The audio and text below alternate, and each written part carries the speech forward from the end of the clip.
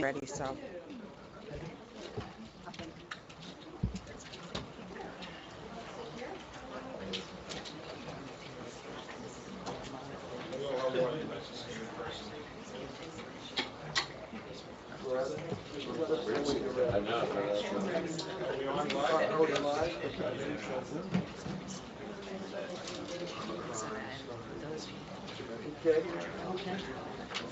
Call to order. Okay.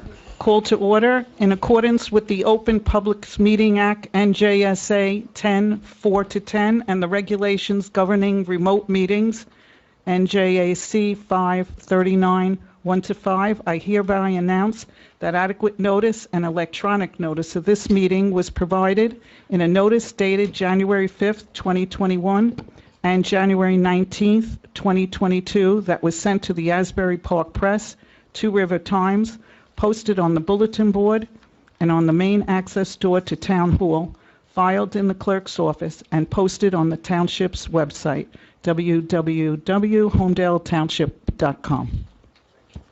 Roll call, please. Ms. Havren? Here. Dr. Blumenthal? Here. Mr. Burkle? Here. Ms. Campus? Here. Dr. Lateef? Here. Mr. Luciani? Here. Mr. Ofanatopoulos? Here. Ms. Perez? And Dr. Shah. Please rise for the Pledge of Allegiance, and then stay standing for a moment of silence to honor the police and military who have been wounded or killed in action and the brave people of Ukraine. I pledge allegiance to the flag of the United States of America and to the republic for which it stands, one nation, under God, indivisible, with liberty and justice for all.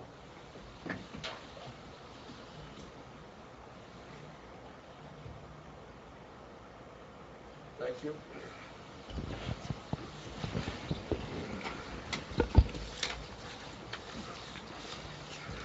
Okay. Item 1.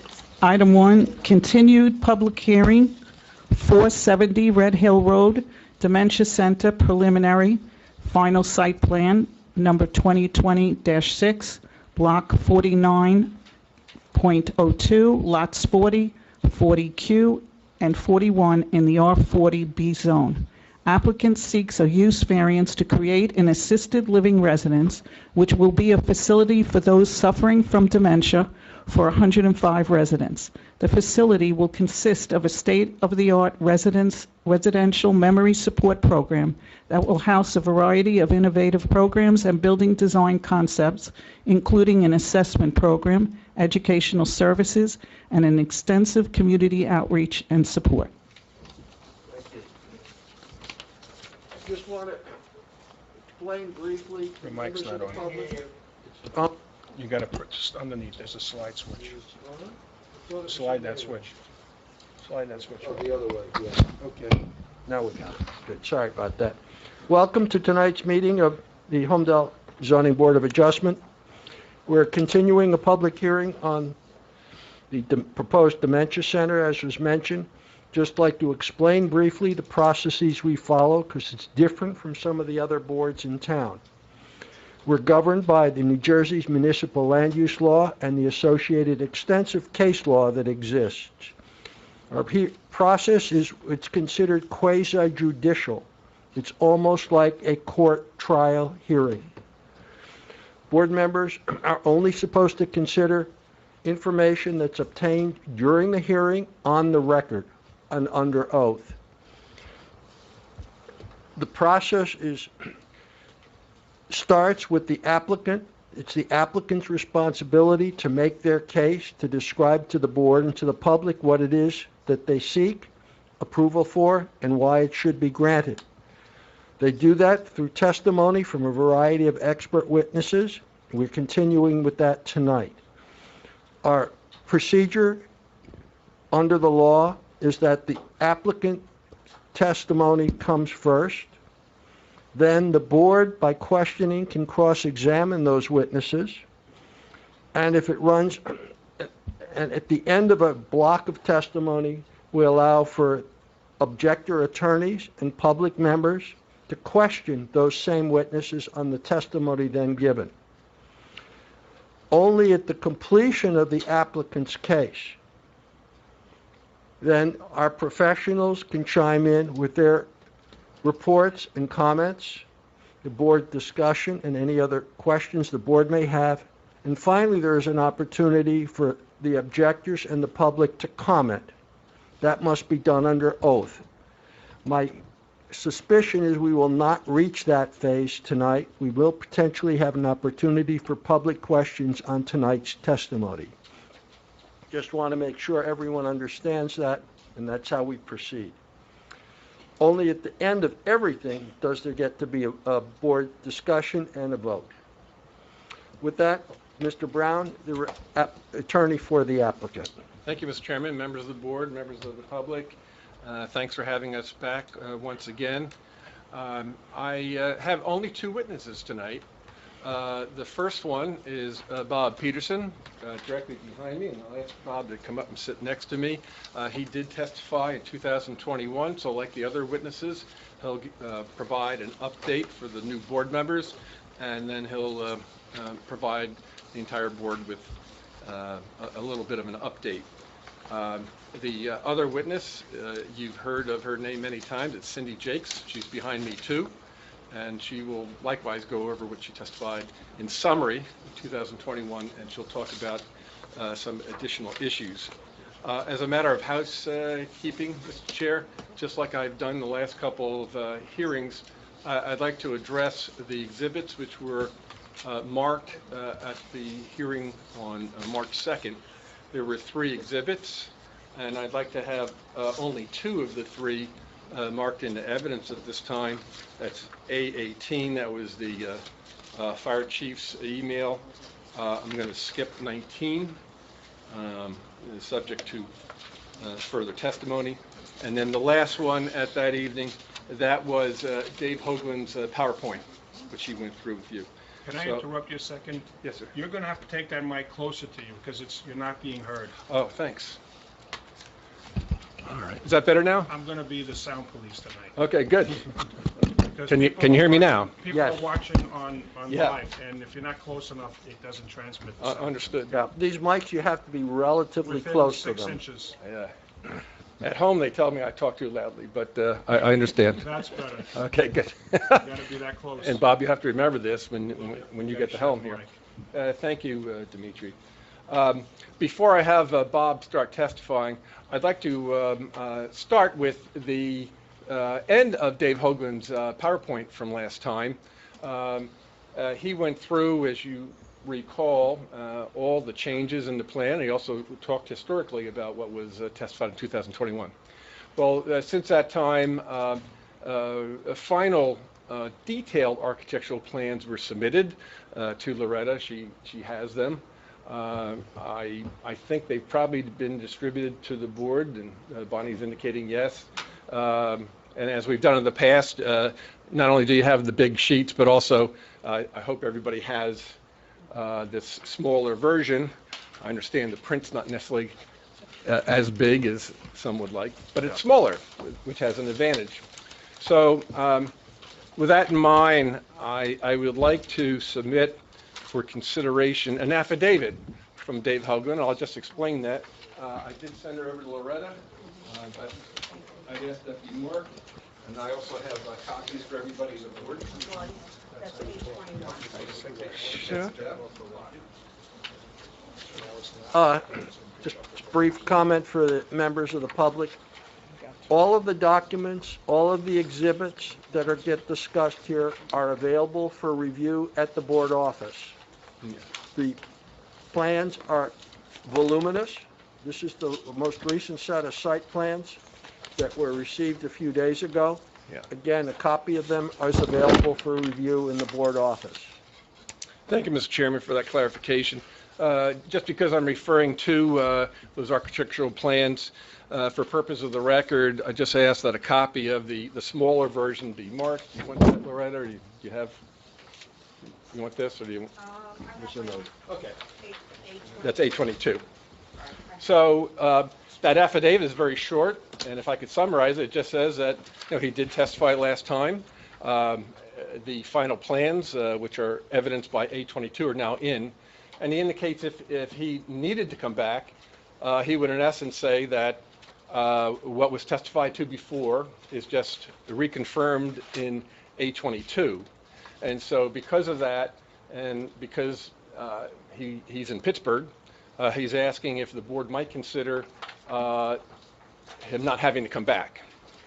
Now, I suppose in one way I'd appreciate a decision right now, but I realize that you haven't thought about it. Maybe by the end of the evening, you could let me know. And with that in mind, in terms of April 6th, we will have Hal Simoff come back. He sent in most of his final plans, and he was working with Bob Bucko, and thanks for substitute Bob for being here. Appreciate it. And so we plan to have Hal completely ready to finish up. And then, as we've alluded to before, Jim Higgins, who's our planner, he also would be available on April 6th. Mr. Chairman, would you like me to say anything else about that affidavit or anything related to that this time?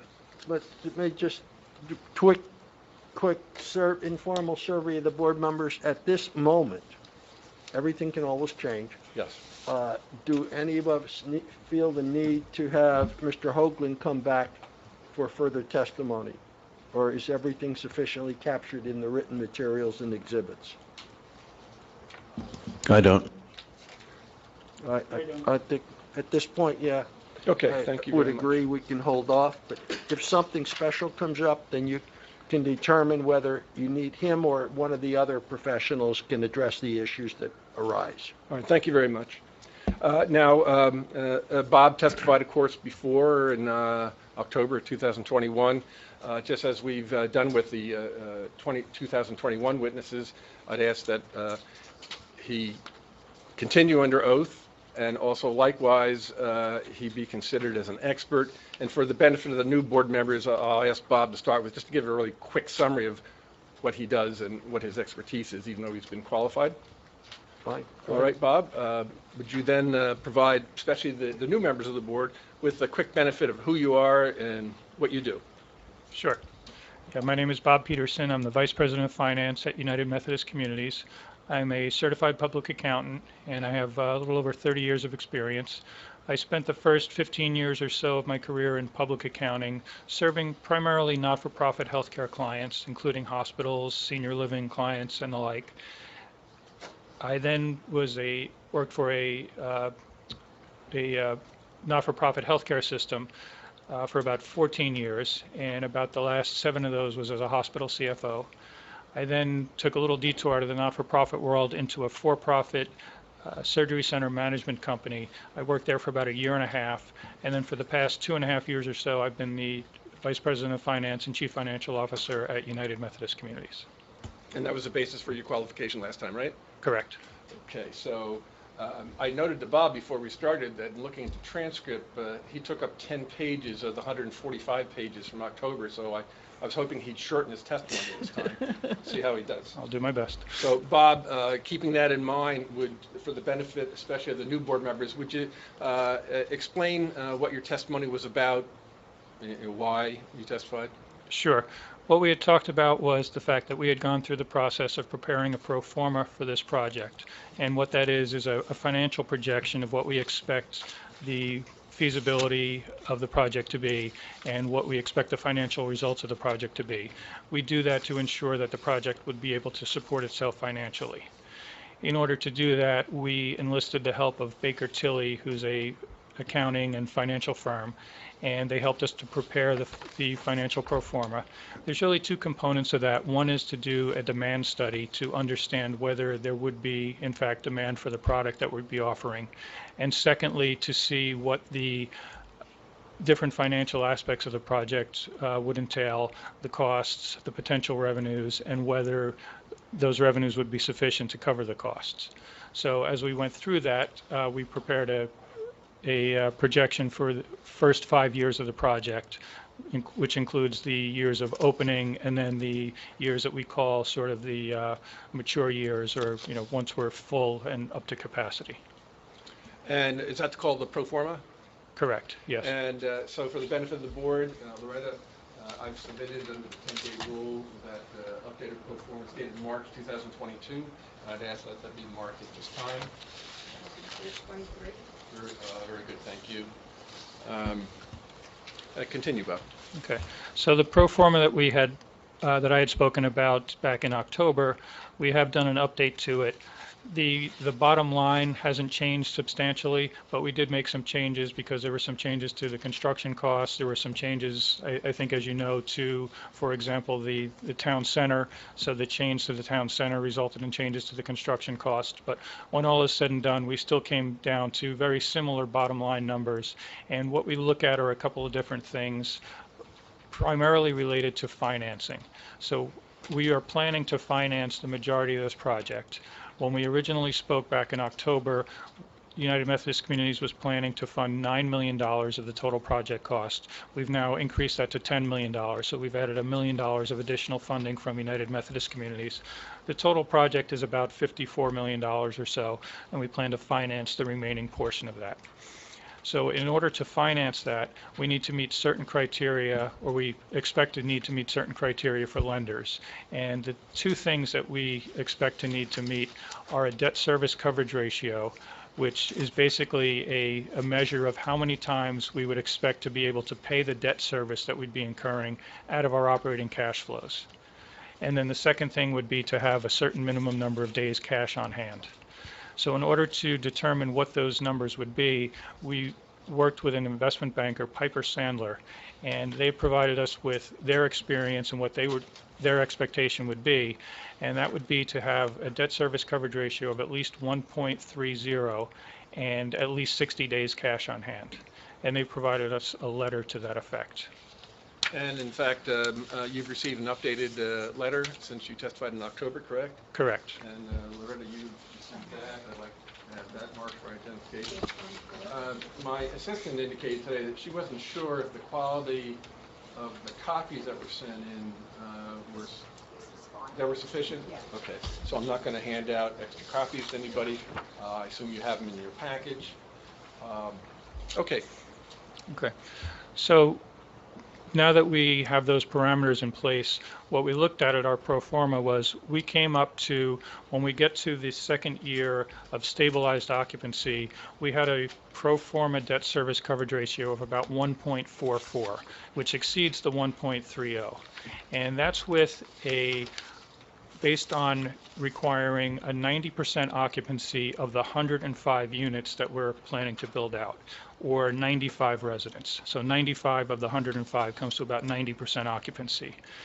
In order to maintain that ratio of 1.44 and be above the 1.30 and get to that 95 resident number, being at that 105 residents is a key, or the 105 units is a key measure for us. The reason for that is because, as you know, we have 7 resident houses that we're building. So if we were to eliminate one of those houses, we would actually now be at 98 total units.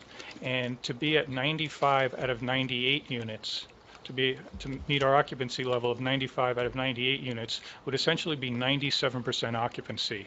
And we don't believe that's reasonable, because typically what happens in senior living is when somebody leaves, there is a lag period before you can refill that room. It takes time to get somebody out, to get somebody to move in. So even if we had a long waiting list, there is just a time period that takes to fill that up. So it would be unrealistic for us to expect that we would be at 97% occupancy. So that's how we came up with 105 as the minimum needed in order to make this project feasible. To make it economically feasible? Correct, yes. All right, is that about it? I believe so, yes. Okay. No further questions? I have one question. Sure. So, based on this expenses, there is no expense coming to the town for this project. Is that correct? Fair enough? I'm sorry, what was the? There is no payment that is being made as part of the expenses to the township. Oh, Let me address this to the board attorney. I can tell you that there is a proponent of monies to the township. However, I did talk to board counsel about this issue, before we started, Mr. Fleeg, I don't know if you want to make any comments about going into that in light of... Well, I think there was public comments at the town TC meeting, as I recall, so Many of them. This is not anything that no one knows about. This Okay. has nothing to do with this application. My understanding, that was some voluntary thing that you tried to do, it was shut down. No, I just want to make sure on And that was the end of that discussion, Mhm. but, that component's really not part of this application. Yeah. But to answer this question, I guess there's... To answer your question, yes, there is a component that is in there on a yearly basis, but again, because of the sensitivities before, I didn't want to... So that's a I did- I- voluntary payment, though? Voluntary, Right, yes. Mr. Brown, that's not a mandatory payment, Yes. that's not required of the applicant, they're free to That's give that or correct. take that at any given moment, right? That's exactly right. Moreover, the entity is a nonprofit organization, and hence the property would be deemed tax exempt. Yes. So normal taxes would not apply, but any other arrangement that the group would choose to make with the township committee is between them and is not of our dealings. That's exactly right. So I suggested the board not consider that. It is a not-for-profit, and by law, under taxation law, another law, there's no requirement to pay anything. I have a question. So based on the figure,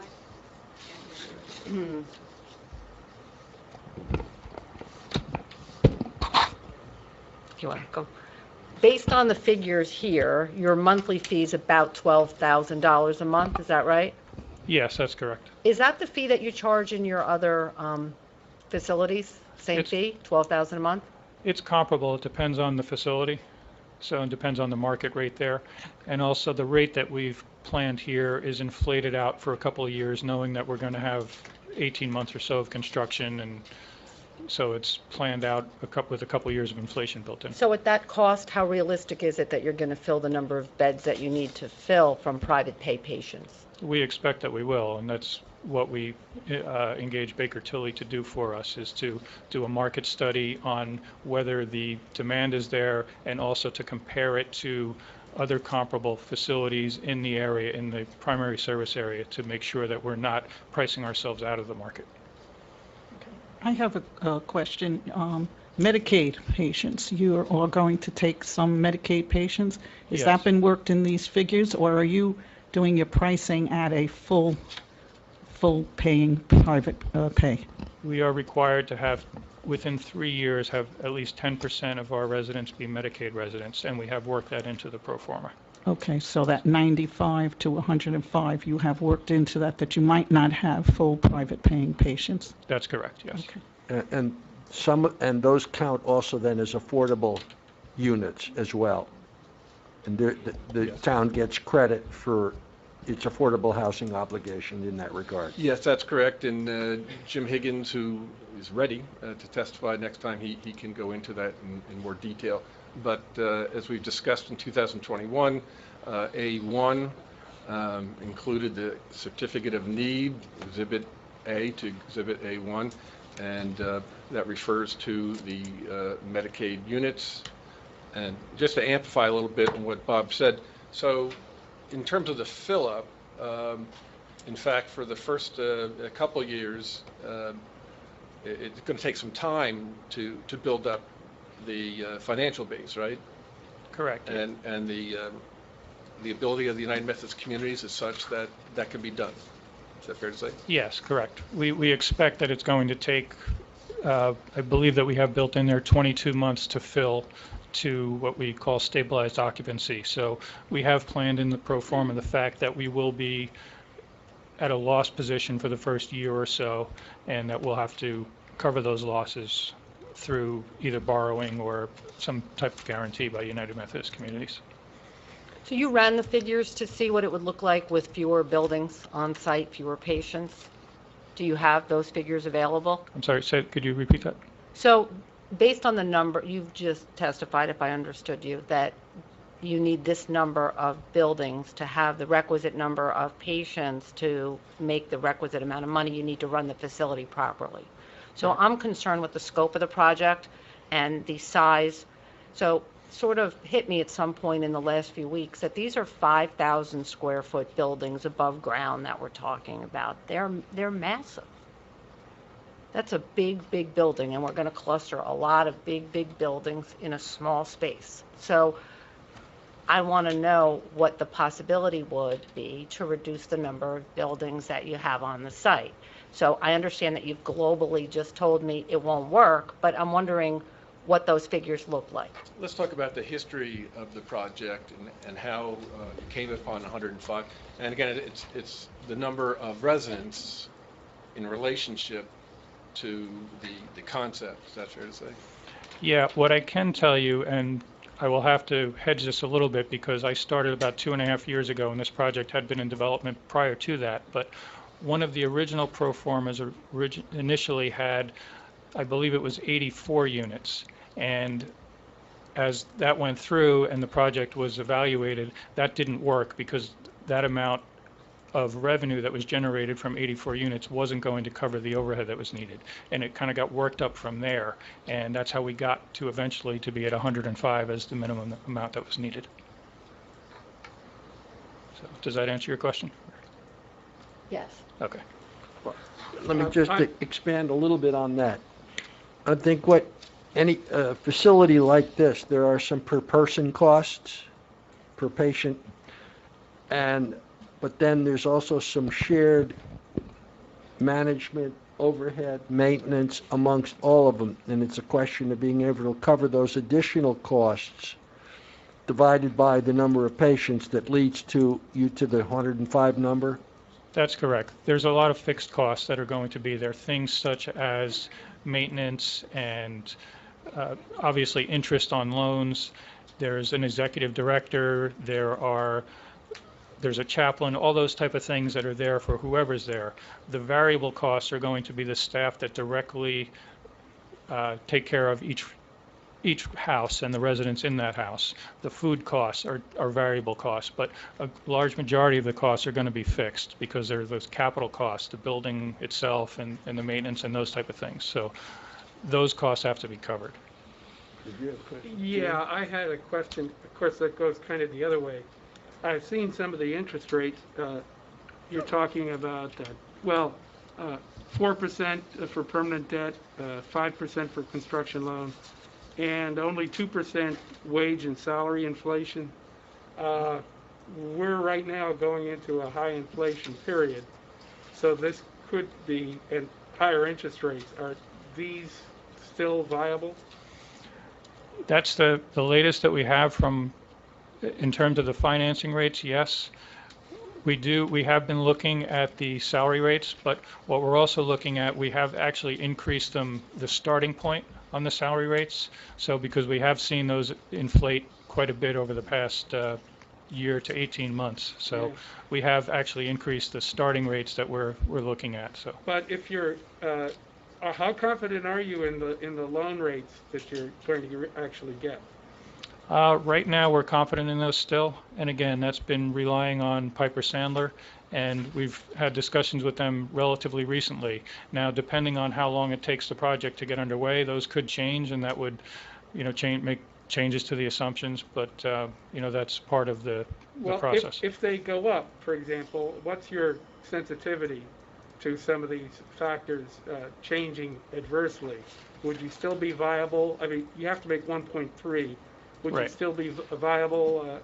How much can they go up if you still be? Yeah, we haven't done every single analysis to every single rate, but we do have a separate, and I don't have it here with me, but we do have actually, I think we do have it in the package.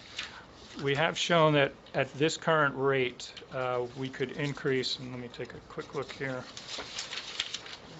So for the purpose of the record, he's looking at the pro forma. Yeah, at the pro forma that was provided on page 3, there's a column called Stabilized Year 3, which is a debt capacity calculation, and that's showing that at the current terms of 4% and a 30-year loan, we actually have about 4.5 or almost $4.6 million of additional surplus that we could actually borrow and still meet that 1.40. We actually have it as a 1.40 debt service coverage ratio.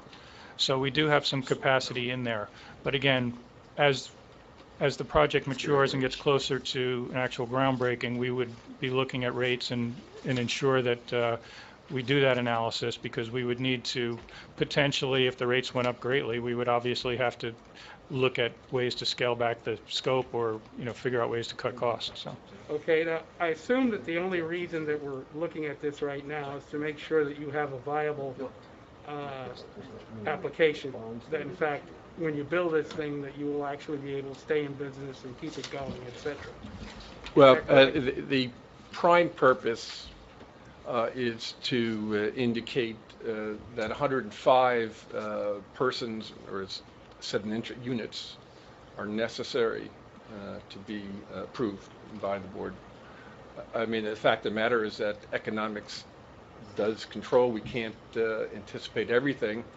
A worst case scenario is that if you, assuming you approve 105 persons or units as testified here, if a fiasco happens, it just won't be built. But we suggest that based on all the statistics, that's what you should rely upon, and that's what we would ask you to do. And who knows for sure what will happen? It's a strange world out there. Right. I guess our consideration would just be, if in fact you do build it and suddenly things change adversely, can you keep, in other words, how sensitive are you to adverse conditions? Can you keep the facility running well, take care of things, et cetera, et cetera? That's I guess, our only concern. Well, I mean, that's not really That's not a concern for approval. I mean, it's Right. an interesting question for background, but it really has nothing to do with the proofs they need. The project either gets approved or not based on what's before us. So what happens down the road is... Yeah, I appreciate It's up to them that. to operate it correctly. I mean, there are questions, us board attorneys hear that quite a bit. Well, what happens if it doesn't work? Well, that's not something to be considered by a board. It is reality, but it's not a relevant criteria. But going back to Piper Sandler, just so that the board and the public understands the relationship, does Piper Sandler get involved with making sure that it is viable in the market, so that it is a project that can be approved for financing? Well, yeah, they would certainly help us to determine whether it should be approved. They're going to rely, though, on the pro forma that we've put before them, helped out by Baker Tilly. So they're going to look at that and say that based on the pro forma that we see, we would expect this to be approved by lenders and be viable to secure financing.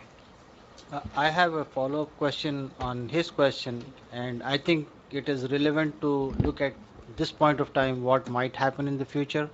For example, you go build out and God forbid not many people turn out for the facility. So have you looked at that risk assessment and how you can mitigate that and repurpose, or how custom built it is that it is just sitting there for no other use at all? Again, I'll look to Mr. Flieger in terms of how far we're going to go on I mean, speculation. If you can answer it, fine. It doesn't really impact our decision. But what happens after we approve, if we approve, that's up to the operator. But again, it's an interesting, just for background information. I don't know if Yeah, go ahead. that's something you can answer. I mean, that's the reason that we do a demand study, to ensure that there is demand out there. So that's probably the most important piece of the evaluation of doing a project like this, is that there's demand there. And again, Cindy discussed that in 2021, and she'll be back here in a few minutes, I hope, to reiterate that or to amplify on it if you like.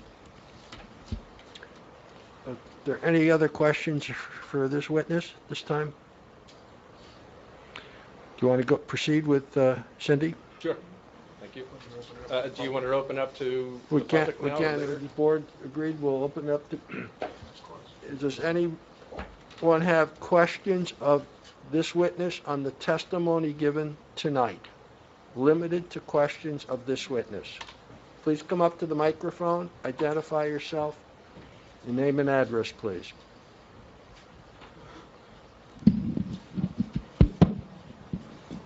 Hello. Angela Curcio, 3 Williams Way.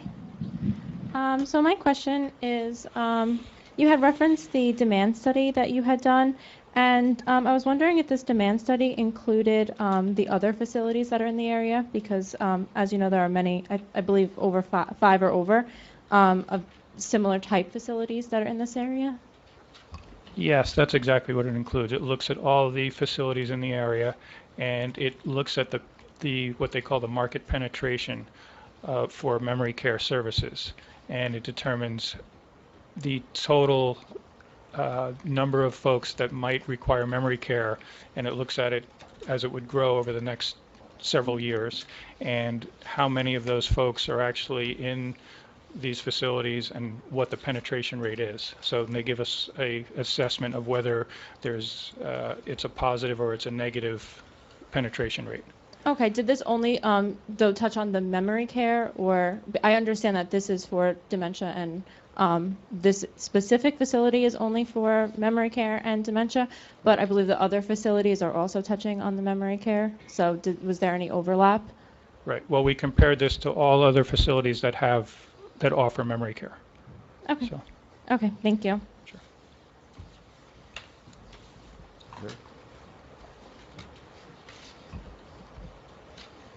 Hi, Regina Stephanie, 8 Fox Hunt Road.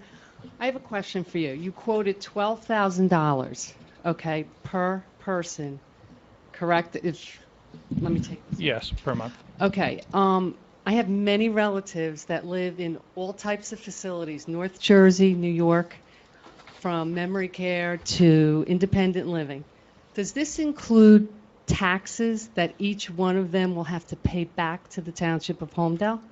You keep mentioning not-for-profit, but each person, am I to understand, in addition to that $12,000, will have to pay some taxes back to the Township of Holmdel? No, that's not correct. So what does the $12,000 encompass? Just their living? That's the rate that they're going to have to pay for everything? Yeah, that's their all-in rate for room and board and activities and 24-hour care. So will they have to pay any taxes back to Holmdel?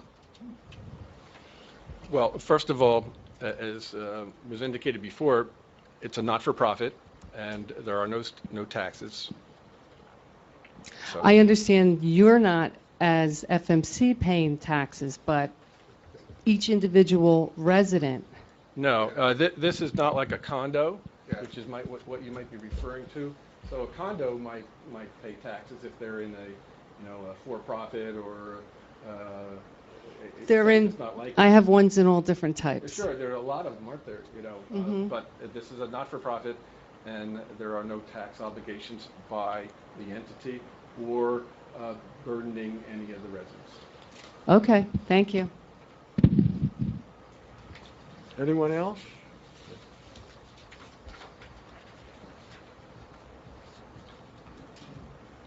Good evening. Danielle Curcio, 3 Williams Way. Does this include your study? Does it include the newly approved Brightview that's on Route 35? Was that included in the study? Because that's not open yet, it's not being built yet, but I understand it's been approved by the planning board. It may be. I don't have the study in front of me. I know there were 2 newer. That's, I think, 3 stories, and that's quite a few residents there and expected to have. There's 2 newer buildings that are included in the study that are not fully filled. One being here in Holmdel? The one that's going to be 2. here in Holmdel? There's 2 in Holmdel. There's 2 in Holmdel. Right.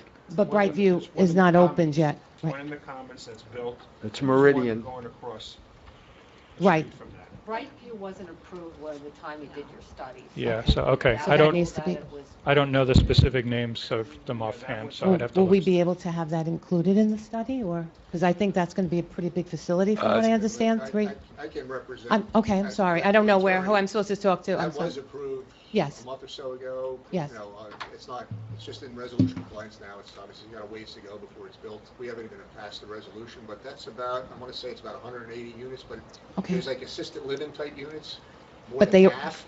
And then the other half is more nursing type with some memory care. So the memory Right. component of that, and Kate is also the planner, she can tell you, Oh. is a small component of that Right, 180. yeah, just to clarify, so Sure. that project was approved last month. I don't have the numbers offhand, but it's approximately one half independent living, which is not assisted living, it's nothing like that, it's mostly like apartment unit, it's more conducive to like apartment units and congregate care. And then the other half is assisted living, of which a portion of it, I don't remember the number offhand, but a portion of that half is memory care. But the overall larger number is not completely assisted living, Okay. but I don't have the official numbers. So just for us, when you guys were speaking amongst yourselves, so if this is approved, and like we didn't really consider this Brightview, and they don't get the beds in, then if they, I mean, I would never want any business to fail, or, because I do think it's a business still, even though it's not for profit, they can then sell it they could sell this property, like once the variance is, what will the variance, will there be anything to say, well, you can't just sell it to, I don't know, like something. The approval goes with the land. So no different than Brightview. So whatever is approved, if there's a specific variance that goes with it, that goes with the land. If anybody wants to do anything other than what's specifically approved, they would need to come back and get it. So if we are flooded here in Holmdel and it doesn't take off, they could do whatever they want with the land. They That's, No, No. They could do not at another, all. they can continue the Dementia Center if that's what's approved. If they want to do anything else, they have to come back and get further approval from this board. okay. So if they want to turn it into an office building or any other facility, clearly they have to come back and get another use variance, assuming the zone's the same as it is today. And that's a whole process, Okay. just like we're going through. Okay. Anything I have for the board, that's at a different time, right? I can't Comments, speak. yeah. Comment, okay. Yep. Okay. Is there any other questions on this witness at this time? Usually like to let the members of the public go first. Kevin Asadi, Zager Fuchs. Mr. Peterson, the pro forma that you're talking about having done, is that part of the process of obtaining a certificate of need from the state? Yes, we did submit a pro forma to the state as part of that. And that's a requirement as part of that process, is that Yes. right? And the certificate of need has nothing to do with zoning. Is that your understanding? I'm going to object to that. It's a legal question, Counselor, and I would suggest that we can argue that later on, but Are you familiar with what a certificate of need looks like? Yes, And have you ever read a certificate of need? yes. Is there a provision in the document that says something about zoning, one way or the other, that you recall? objection again. He said he read it. I mean, he can tell me. He's not a zoning expert. You can ask Mr. Higgins if you Yes, questions about the pro forma. We have not had discussions about a certificate of need. That's not something that comes from this board. Okay. I can say that Cindy may talk about some of the background information that you're alluding to. So, Okay, thank you. Do you know anything, Mr. Peterson, about the underlying zone in which this property is situated? objection. That's not part of his testimony. Okay. Mr. Chair, can you answer the question? We said it's not only questions on the testimony given this evening. So, Mr. You wanna Peterson, play same rules for everybody. Sure, no problem. Mr. Peterson, who was it that suggested 105 units was necessary to meet the financial nut that the applicant needs to carry? Was it Tilly? Was it Piper? I was a little confused how that worked. No, it was a collaborative effort that we as a management team made a decision. Once we had put all the numbers together, that was the number that we came up with. Okay, so that was sort of an output of all the work that was done by multiple parties, is that right? Yes, And if that output suggested more units, would this application have been for more units than 105? yes, likely, yes, And if it was fewer, your application would have been for fewer, is that correct? yes. So the decision to propose, well, scratch that.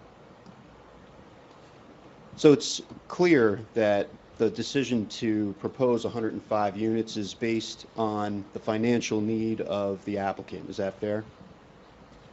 The decision to proceed with 105 was based on the fact that that's the minimum number that we would need to make this project financially feasible. Got it. Yes. And that has to do with obtaining financing to develop the project? Was that your testimony? Yes, in order to be able to meet the ratio requirements that we would need to reach in order to get financing, that's the minimum number that we determined that we would need. Okay, thank you. And last question is about Medicaid. You were asked about Medicaid. My question about that is, there's a difference of straight to Medicaid versus starting off private pay and then going to Medicaid once somebody has run out of assets. Would this project be accepting a certain number of residents straight to Medicaid, or are your forecasts with regard to that, forecasting that people will just run out of money and then only at that time apply for Medicaid? I can answer that, Phil. Kevin, if you can look at the CON, and if you look at page 3, I'll just read that quickly.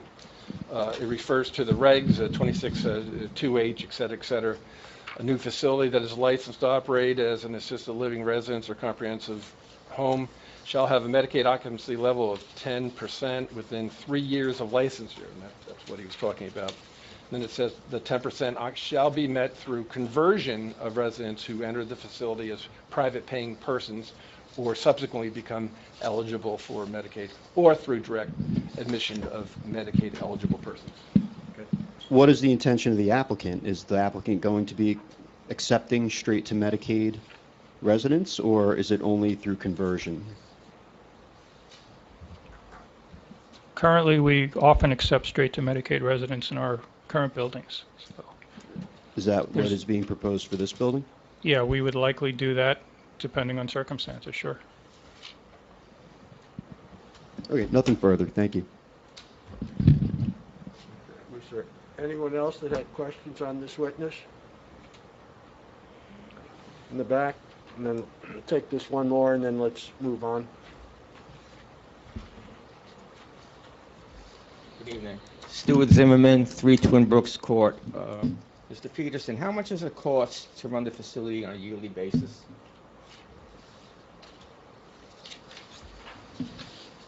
Pull up the planned numbers. And what page you're looking at? So I'm looking at page 5 of the pro forma, and what it shows, and I'm looking really more at years 3, 4, and 5, which is when the project would be stabilized. It's between about $13.5 million and close to $14 million as those years go out. Okay, and how much income will you be taking in on a yearly basis? Based on the pro forma, between $250,000 and $600,000 Per year? per year. So it's costing you how much money to run this place? Between $13.5 million to $14 million, and we'd have a profit of $250,000 to $600,000. I wasn't asking for the profit. I was asking you how much money are you going to be making? $250,000 to $600,000. $250,000 to $600,000. $200,000 profit. Well, And you're still being able to pay everybody. let's just be clear, because you're talking profit, he's talking. This is a not-for-profit, and so there are no profits in the industry. Well, people are getting paid. Well, it's just a matter of... Mr. Carlson is getting paid, God knows how many millions of dollars. I'm not going to argue that. I'm just saying that... There's nothing to argue. It's the truth. That's fine. We just want to be clear that a profit to me, and I think in the industry, relates to for-profit.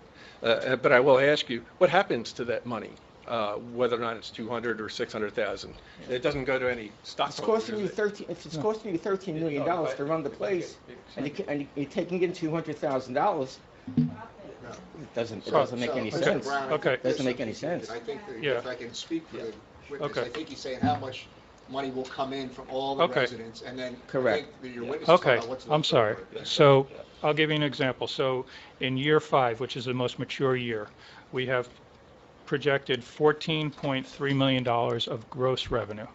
And then we have 13.9, almost $14 million of expense for a net of $400,000.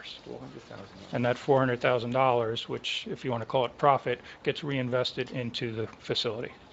Okay, thank you. Okay. You want to move on? Yes, sir. So, Bob, we'll let you go, and Yeah. Cindy, we Close the actually public let you come up. questions on this witness, and thank you for your testimony, and Cindy, welcome back. And again, Mr. Chairman, Cindy did testify in 2021. She was sworn. She'll continue to swear under oath. She was sworn in as an expert, but especially for the benefit of our new board members, I'd ask her to give a synopsis of, why she's here, what her position is, and what her background is. Good evening, and thank you, Chair Blumenthal.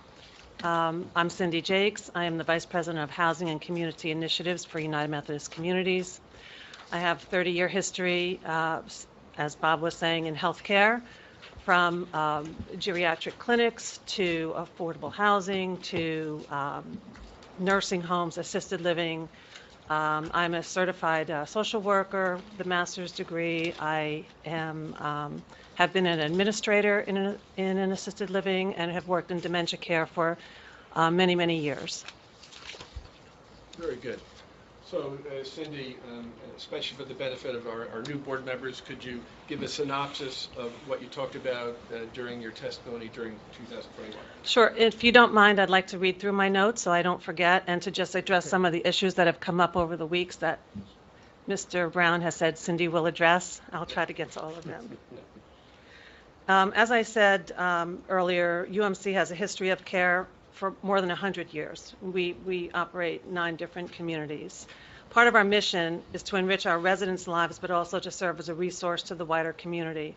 Many times people ask, are you only serving Methodists? And I often say, 41% of our current demographic is Catholic, 32% Methodist, 27% a mix of many other. So we care for an assortment of people. The Dementia Center of Excellence is a new concept based on Hogeway, as you heard from Mr. Carlson, groundbreaking model from the Netherlands. And it was designed to replicate a small village with gardens and amenities within a secure perimeter. And we plan to recreate that environment that feels familiar and that provides the normal cues and prompts of life. The focus is on normalcy and choice, with front doors opening to the outside into a secure village. This is the primary difference between a typical assisted living and the dementia center that we're proposing. Of course, with overarching standards of New Jersey assisted living residences that apply.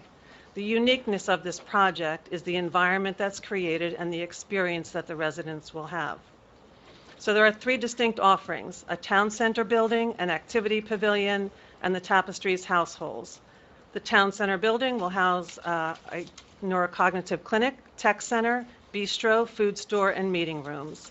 And these services, designed for residents and their visitors, are modified to meet the residents' needs. So, for example, the food store will have the items that a resident might want, snacks and coffees and those kinds of things. It's not going to be outfitted like a public grocery. It's a small grocery store just for the residents and their visitors. The activity pavilion will be home to club rooms, activity spaces, and offices, as is found on most assisted living campuses. But here they'll be clustered to provide a place to go or a place to meet and a place to socialize. The tech center will be interactive and provide opportunity for families to test new and creative products and solutions for dementia care and to highlight some of the technologies that we'll be using throughout the enclave. The clinic will allow residents to be seen by medical staff who specialize in dementia care, as well as professionals who typically provide services in assisted living, such as the podiatrist or an audiologist that might visit. The clinic will also be available to prospective residents whose families are seeking a diagnosis. So the resources of the clinic will be available to families virtually for coaching calls and tips on caring for loved ones. It's a way for UMC to establish relationships with families who are struggling and, of course, who may become future residents. The clinic will be a resource whose overall purpose is to be the expert source of dementia-related information and support. And as one example, our Directory of Memory Support has been asked to augment training for emergency room staff who often need to be sensitized to a dementia resident. And so she will go out to various hospitals and other services and organizations to train them, and has done so virtually as well, to how to be sensitive to a person coming in with dementia. And as if you've ever had the experience of taking someone, almost anyone, to an ER, it's disorienting. And when you take someone who has dementia in, it takes us probably a week to get them back to their normalcy after they've been to an ER. So that type of training for us to the greater community is an important piece. The Tapestries program, which UMC developed specifically for dementia care, is the foundation in these household models that have been described. And for the newer board members, there are 7 residents per household. Each will have their own private bathroom and bedroom. There'll be a family kitchen and living rooms, porches with direct access to the outdoor areas. As in your home and mine, meals will be prepared in the house. Residents and staff can walk to the small grocery store and pick up a special spice or dessert, for example, of their choosing. Most assisted livings that you and I know of that exist now prepare the main meal in a central kitchen and deliver it to the dining room at basically the same time in the evening. Again, normalizing life during this very difficult illness is the focus.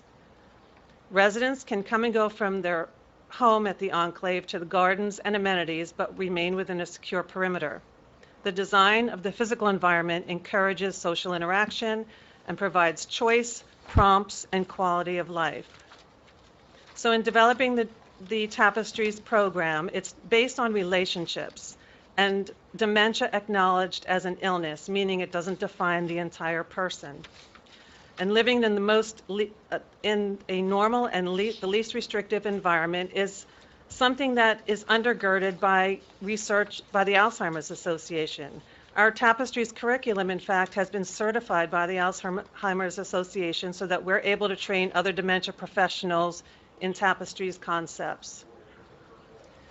With 105 residents in small homes, the town center building, activity pavilion, barn, greenhouse area will be natural gathering places.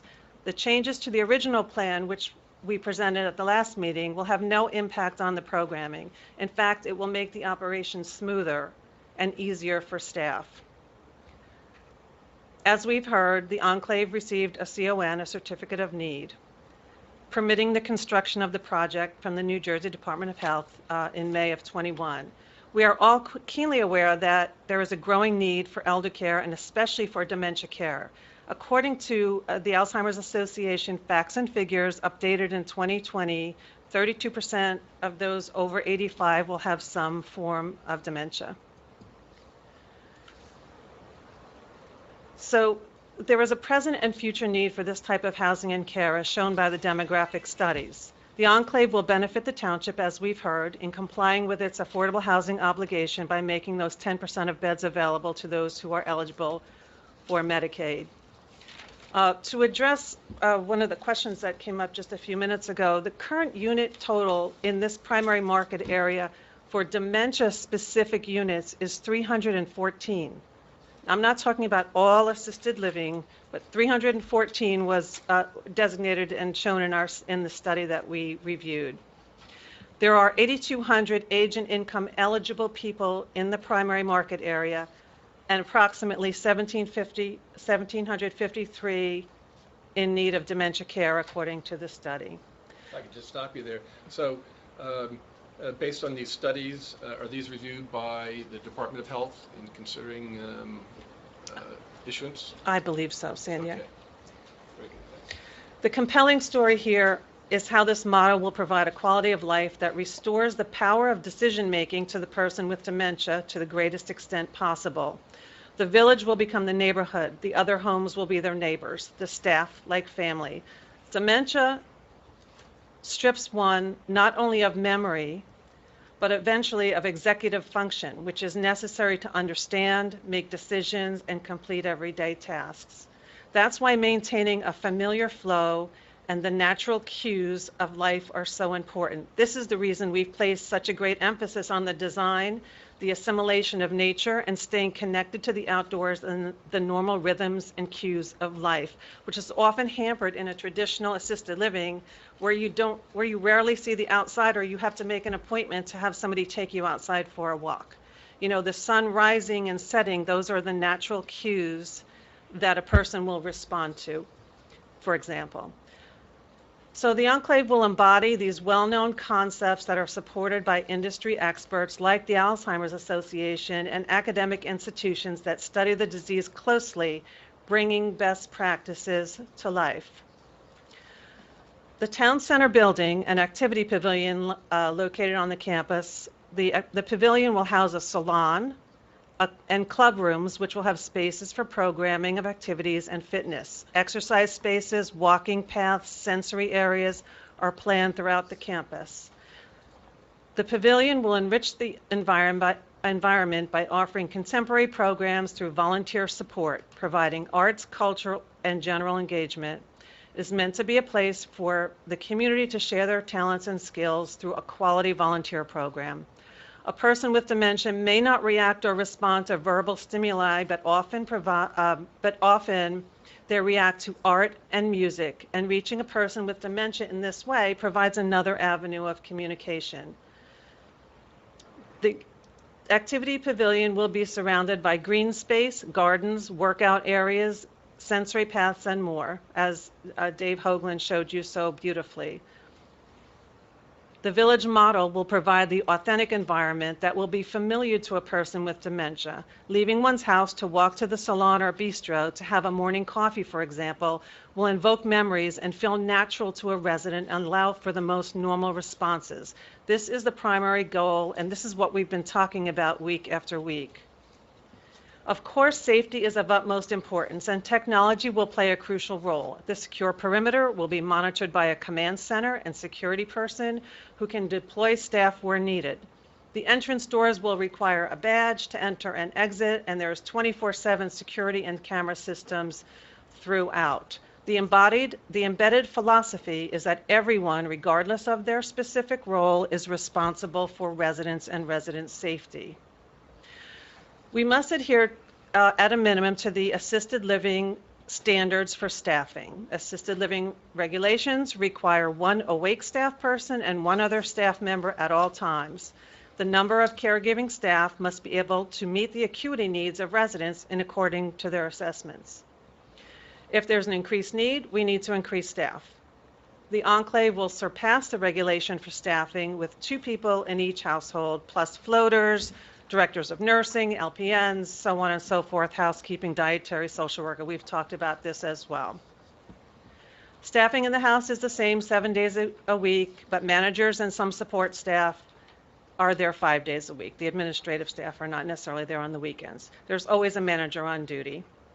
At the height of the day, 2 p.m., for example, approximately 68 staff members will be present, with some leaving at 2, some leaving at 5, some leaving at 6. A staffing pattern has previously been submitted. We talked about visitors. The average number of visitors, based on our experience now in our 4 memory support residents, is approximately 15 per day at various times, but primarily in the evening. The average number of visitors on weekends is about 30, and primarily mid-afternoon, approximately for an hour to 2 hours, spread over the 2 days. In regards to holidays, on the 2 to 3 holidays such as Christmas and Mother's Day, visitors increase to maybe 50, but they're staggered through the day and often through the weekend. Often, and we do this now, we have holiday events on other days around Christmas or the Jewish holidays or Mother's Day, because the stress on a family to be there on Christmas Day is difficult. So we host different events through the week to stagger the visitors and to stagger the events and to relieve the stress on the resident as well as the family. So each house, for example, could host their holiday meal sometime before the actual holiday. It just works better for everyone. And addressing the parking and all, we're not having an influx of 50 people all at once. It's staggered.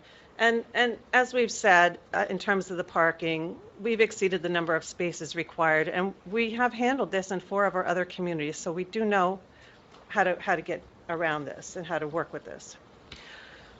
So I've been working with older adults for my entire career, and generally every existing assisted living in our area is based on the same clinical model to a greater or lesser degree. The Enclave cannot be compared to any of these where residents wake up to have breakfast in the main dining room, they have to schedule a walk outside, or even not able to choose a snack that they want or when they want it. Residents of the Enclave will be able to come and go throughout the village with the freedom of a normal environment, knowing that they are also secure.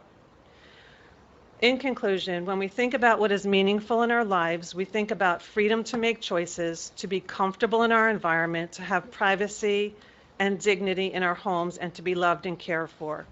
This doesn't change with the impact of dementia, and keeping life normal, but with a safety net, is the aim of the Enclave. And it is our plan that the Dementia Center of Excellence becomes a renowned resource in dementia care and services, and a model of care that the Township of Holmdel can be proud of for being a leader in this way. Thank you. Okay, Cindy, you alluded to the staffing study. Yes. And for the background for the board and the public, at Hal Sumoff's February 16th testimony, he was referring to his most recent memo updating his traffic report. And on the last of 5 sheets was, in fact, the graph that I'll ask Cindy to confirm. But since that document, which is part of the record already, what number did we have that out? It was, yeah, the most recent one was That'll be 825. actually, it was already there. A16, it was dated February 4th. So on that last sheet is what I'm going to ask Cindy about. But because it's part of a larger report, I blew it up. So with that in mind, I'd ask if we can have that marked. I have sent that over to Loretta before you have yours. Well, one's not that easy to read. Oh, here you go. Thank you. Do members of the board want that? I have extra copies if you want. Yes, Please. that would be helpful, Sure. please. I think what this shows is all the different levels and kinds of staff by time of day, et cetera. Yes, that's correct.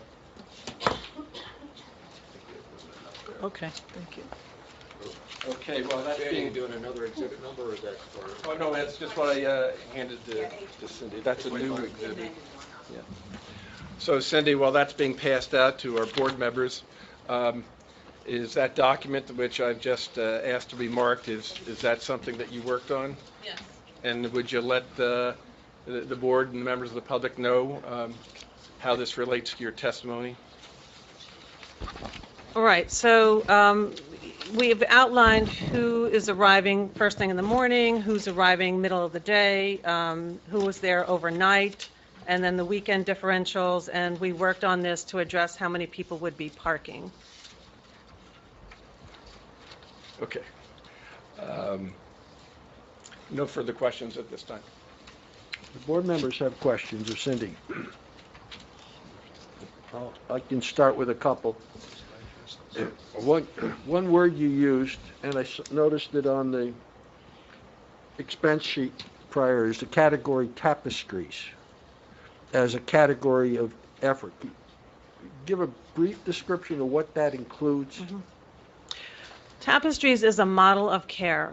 That is the household model that we described, where residents have their own bedroom, bathroom, and then a living room, community kitchen, right? So that's the basis of tapestries.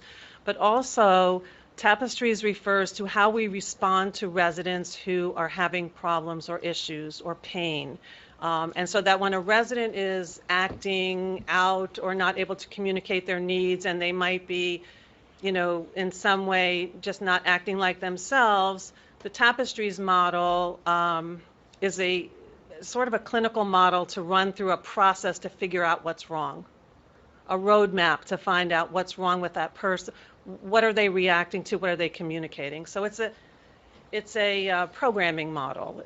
So this is all, the cost here is people, and it's the staff that are involved with taking care of all of this. That's right. Now, what are the range of illnesses? People vary all over the place, and dementia is a very varied disease in its various forms. Right. What is the range of that? I don't know how, if you can describe it even, of what care that you and the facility can provide. Well, you know, if somebody has mild dementia, they're probably at home. They come to us when being at home is no longer safe or plausible.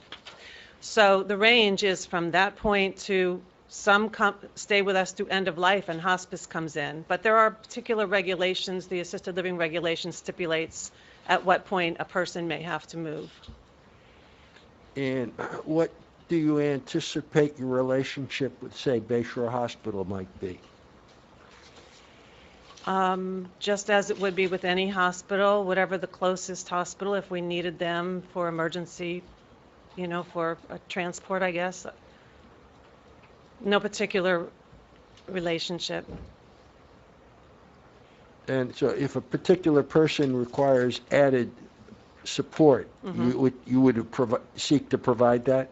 So it would depend on what support that was. I mean, the regulations are clear about when somebody is appropriate for assisted living and when they're not. So at some point, we might have a relationship with a long-term care provider who might be able to take someone who we can no longer provide care for. But as I said, we have people right through hospice and end of life.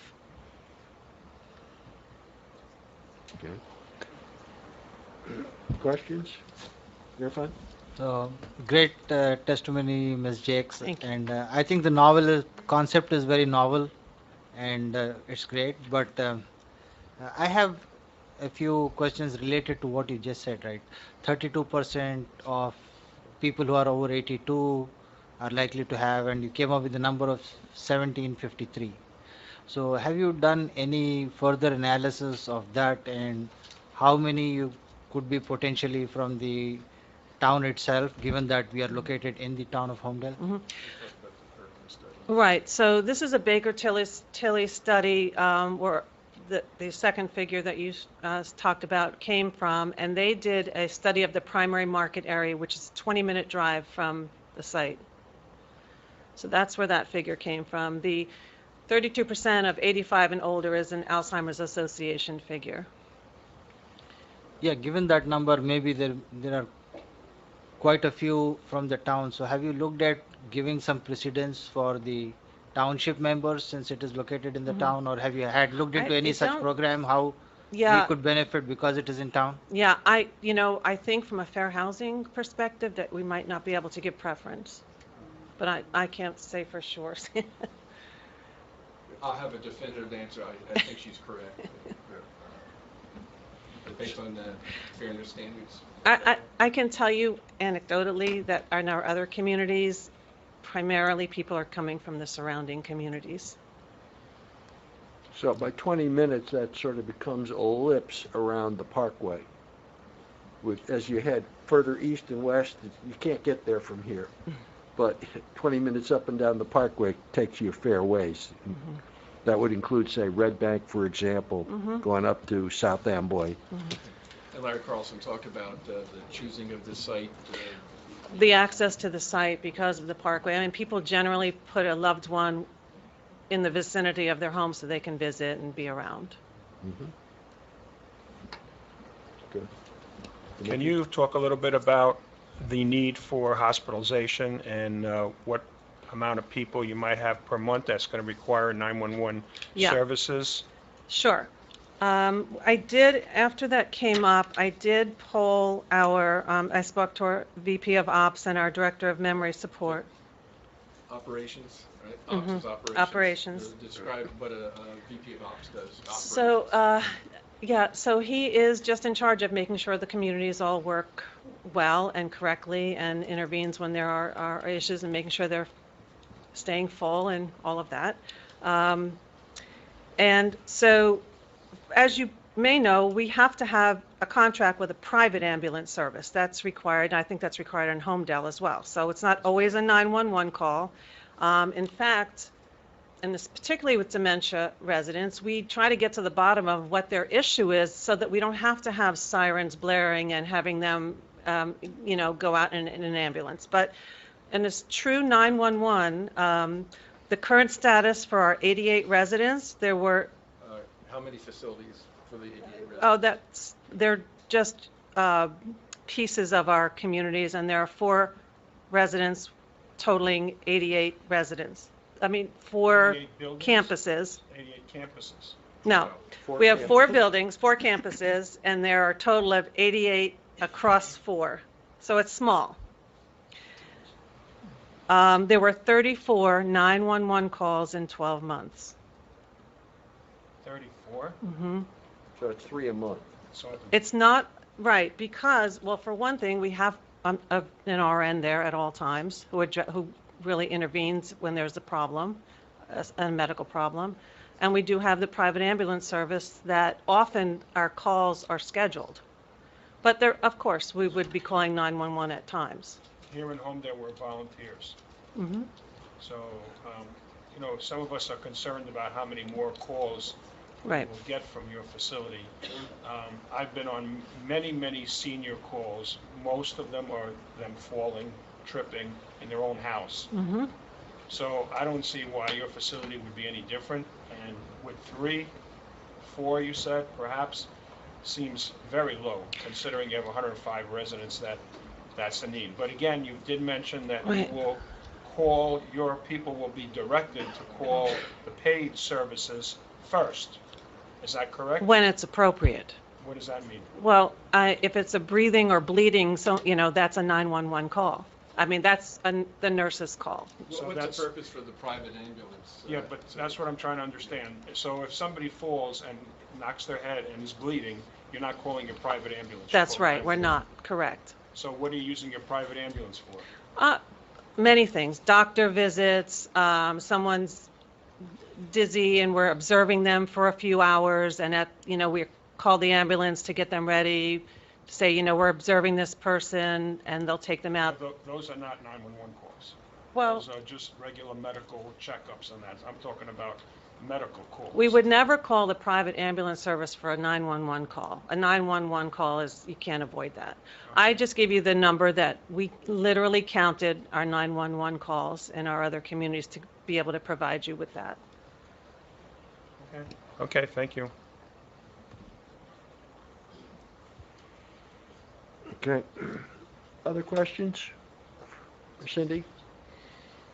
So I want to go back and just ask Go ahead. one more question. Sure. You said programs for the benefit of the greater community. Mm-hmm. So would that include the local school kids or local residents? Are there any programs that you're going to do for the benefit of the Holmdel community? Well, our volunteer program or a student intern, that kind of thing, yes. Yes. As in any assisted living. I mean, if children want to perform or if somebody wants a speaker from one of our professionals, we would send them out. Our technology center, we're hoping will be able to provide virtual training and information. Yes. I'd like to go back to the parking for a minute.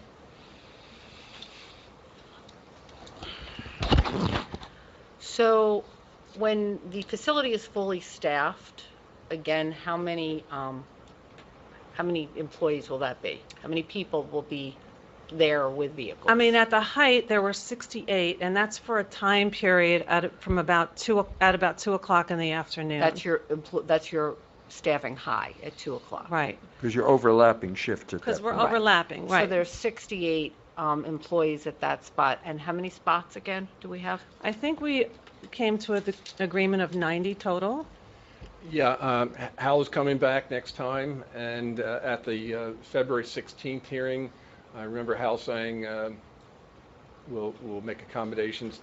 Frankly, I believe he has 80 plus 10 in the plan. So that'll be that was- coming when we see the revised plans to see Yes, what spots are They're in being the added? revised plans, which we got earlier I this know, week. but they haven't been discussed or admitted Correct. yet, so. Yes, that's correct. So Yeah. they were submitted on the 10th, and yes, Hal will be back on the 6th to talk about that. So that leaves about 70, if we're going to go off the 90 number, that leaves about 20 extra spots for visitors. Is that right?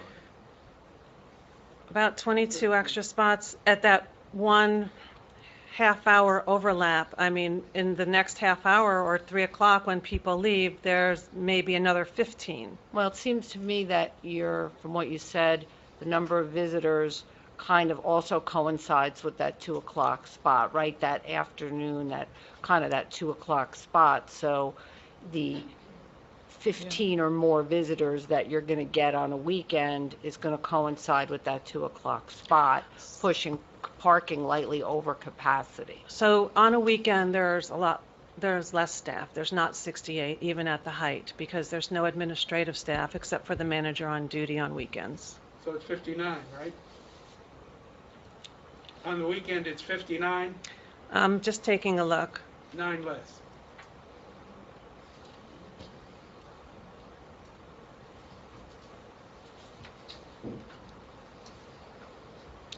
Let's see.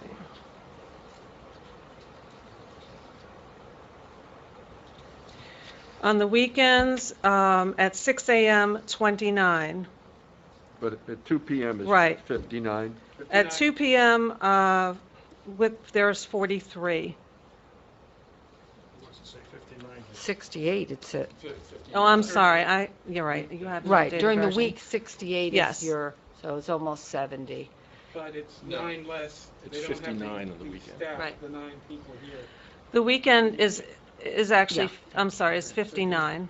Versus 68. Right. It's 68 during the week. And also the 50 visitors are scattered through the weekend. And because they're not working, some are coming for breakfast, some might come at lunch, some might come in the evening. It's not 50 people all at 2 o'clock. I thought I understood you to say most of those visitors come in the afternoon. Well, but on a weekend, you're spanning 2 days too. And yeah, the majority probably do come. They won't come first thing in the morning, they'll come in the afternoon. Not specifically 2 o'clock in the afternoon. And you don't run any other facilities of this size currently, right? The other facilities you have are all smaller? No, we have approximately 200, I mean, they're a combination of assisted living, nursing care, so approximately 200 at each of the others. So the They're one you larger. mentioned with the 88 total, that's other memory care centers? So that was, we have 4 communities, and in those communities, there are memory support areas. It's not total memory support like this.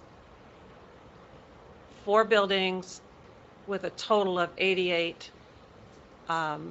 Okay, so memory as part of a support. larger community, there's a building with a memory care Right, with maybe 22. unit that has a certain number of spots. So you're truncating the community and just pulling out that isolated piece as it relates to the memory care. As it relates to the visitors, yes. Well, why wouldn't we look at the community as a whole? Well, Is because- there a difference in visitors for people in assisted living versus memory care? Well, no, I was looking at the number. So I'm not going to use a number of people visiting 200 residents, when there's only 88. So I was trying to make it relative. Well, we don't have 88 though, right? So in other words, I'm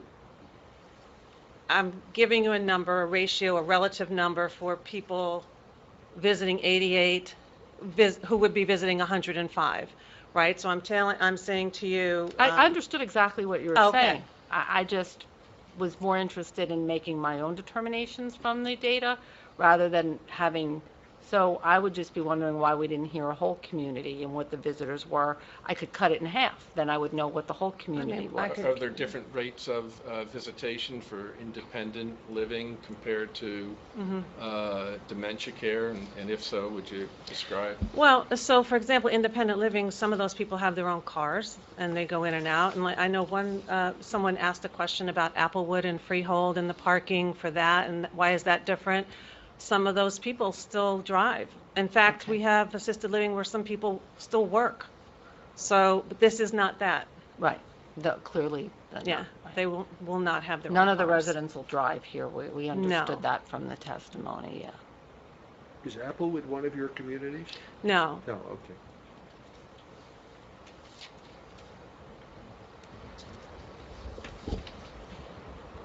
Any other questions?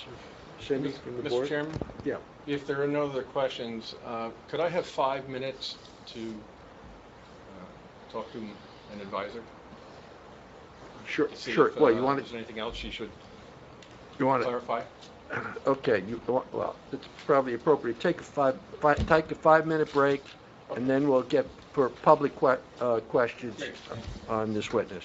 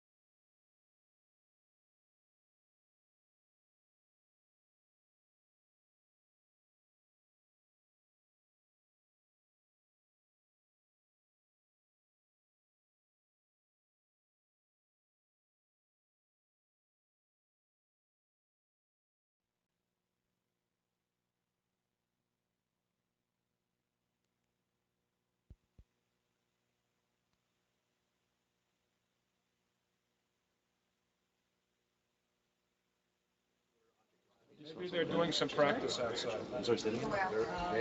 They're Check. practice showing them how they put We out sh- fires and things. I know you have a mask on, but there is a definite smell. I'll carry it over the shoulder and carry it. There's, we're smelling smoke. Do you?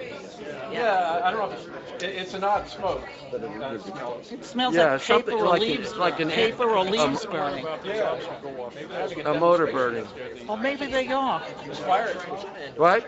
It's the training, yeah. They're during the Yeah. training thing. Okay. Okay. Let's. All right, everyone. Will continue, please. Sandy. Yes, sir. Thank you for the time, the break. Hopefully everybody enjoyed that time. Cindy's just going to clarify a few bits of her testimony, just so it's clear in the record. Cindy. Just a few points to clarify. First, we will comply with all assisted living regulations, whether I mentioned it or not. It's assisted living, and we must comply with all regulations and standards. And in terms of just emphasizing the home-like aspect of this, the cooking of the meals will be done in each of the households by the residents with the staff. Obviously not totally by the residents, but with the staff and with the assistance and participation of the residents. Much like you've heard probably of the greenhouses, that's a more familiar concept in the U.S. in terms of how it's a very, very home-like environment.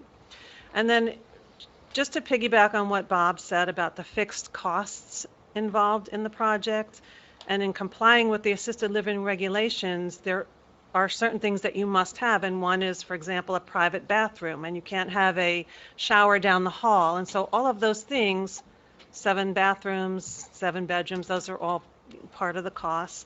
And in terms of our staff, we do hire a chaplain, a volunteer coordinator, building services, administrative staff, information technology, some other staff that another assisted living may not have. So those are all included in here as well, and I just wanted to clarify those points. You mean on this color chart they're included? Oh, yes. Where are they? Well, I'm not talking about in terms of the parking. I'm speaking about the fixed costs and where, everything is in here.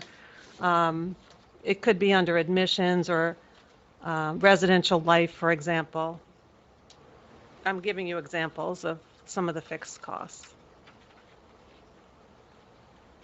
Okay. No other comments? Okay. Any other questions from the board members? From Cindy? Go ahead. Go ahead. So you're going to need a mic. You're going to need a mic. Is there? There's no mic there. I thought there was one in front of Jill. No. No. Okay. Give them the public's mic.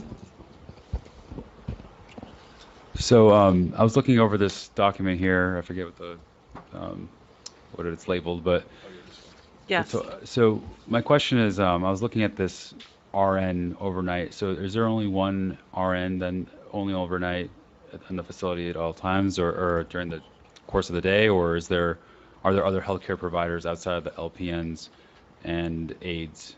Oh, that was referring to the overnight RN, but during the day there are additional nursing staff, LPNs as well. The director of residential life. Okay, so I guess my question, it comes from the clinical aspect of it. So if there, God forbid, are 2 individuals who are in need of help at any given point, what's the kind of triage situation? What's the protocol for that? And I guess you have 4 other properties that, or facilities that. Right. What has been your data from those institutions? There's a VP of operations that could speak much more clearly to this than I can right at this moment, but I could tell you that there is an RN at all times, and there are floaters that if there are more than one person in need, there's always a floater, and during the day there are 2. Thank you. Okay, yeah, I see on the chart floater. what does floater mean, or what are the typical credentials of such a person? Well, it's probably a nursing assistant or a medical, certified medication aide, one of the two. Would not necessarily be a nurse, but it's a trained individual.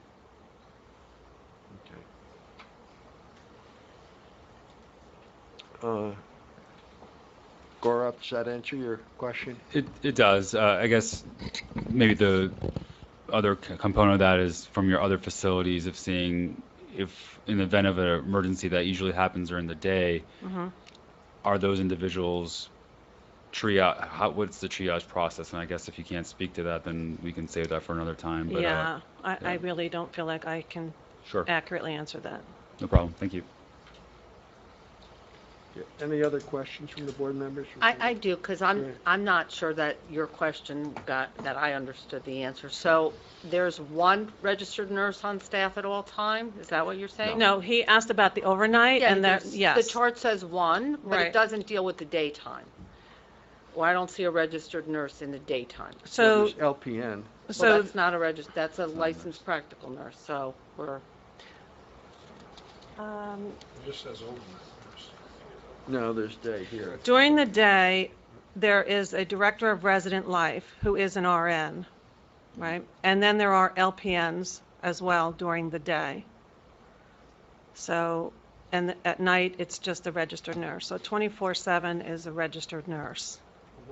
One. So there's... So 24/7, there is a registered nurse? Yes. Okay. That's separate from the director of resident life? No. The director of resident life is the daytime registered nurse. Okay. And then if that person were out, that's where the floater comes in? No, no. A floater is an aide. Okay. So what do you do when they're on vacation? Well, there are LPNs also on staff. If it's an extended vacation, there'd be another RN that we would bring in. And there's no doctor on staff? No. There's a medical director, but they're not there every day. Is that in full compliance with the state regulations? And Sure. such, similar to your other facilities? Yes, absolutely. My questioning was because we were going back off of needs for 911 or the private services, and so I wanted to kind of leap and jump that gap, if you will, to see are the folks who are going to be there properly equipped or given the infrastructure to manage multiple emergencies, God forbid, in a timely fashion. That was kind of the leap I was going for. So I just wanted to make sure some of those questions were answered. Thank you. Okay. Seeing none, just now open the floor for public questions on this witness. Or, well, ask Kate, Bob, do you have any questions at this point? No. Okay, please come to the microphone, identify yourself for the record, please. Hello, Angela Curcio, 3 Williams Way.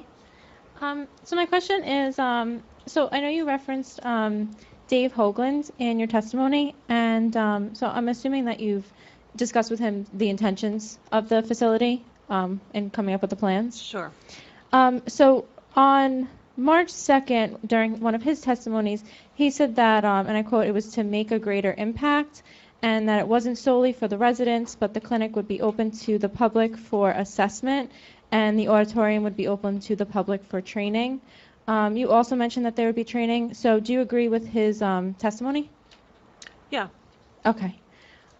Is it associated with residents or potential residents? Right. So the clinic would be for families who have they're giving care to someone with dementia, and that they could be prospective residents for us. So they come in and seeking a diagnosis, perhaps. Okay, but they don't have to be, signed on to be a resident at that moment. Correct. Okay. You also mentioned that there was going to be 68 staff at the peak time. Yes. In the report, that color charted report, I saw online, there was mention that on clinic days there would be an increase of 5 to 8 staff, and that would bring the number from 60 to 63. Do you know what the clinic days are referring to? Yeah, so that's really not been established, and that is generally 2 to 3 times a week where there would be a physician that would come in, or an audiologist, as I said, or a podiatrist who would see a resident. So that's what that was referring to. Okay, so then with those 60 to 63, because it's adding additional 5 to 8 people, so is that 60 to 63 number, is that outdated then? It would then bring it up from 68, it would bring it up to about 73 to 7. On those, so the 68 is the height of the workday in the middle Right. of the week, and the clinic days, might be Tuesday, Thursday at 9 a.m. And yes, and that was an estimate of how many people, or maybe 2 physicians, maybe a visitor. So those were just estimates around how that clinic, Okay, so the then parking needs. on those clinic days, the height of the day would probably be around 73 to 76. I don't think so. I don't think you could say that, because it might not be at 2 o'clock at the height of staff. I mean, the clinic might be 9 a.m. on a Tuesday, or Okay, no, just because the sheet says that at the height of day. That was where I got that 5 to 8 number. But we can move on. You also, suggested that there was 15 visitors, and you were basing it on an 88. I think you were basing it on your facility that had 88 residents. So that brought about a 17% ratio. So doing the math, that means that for 105 residents, we're looking at about an 18 visitors during the weekday, and then 36 visitors during the weekends. let me just review what I said, because I think I extrapolated it to the 105. Okay.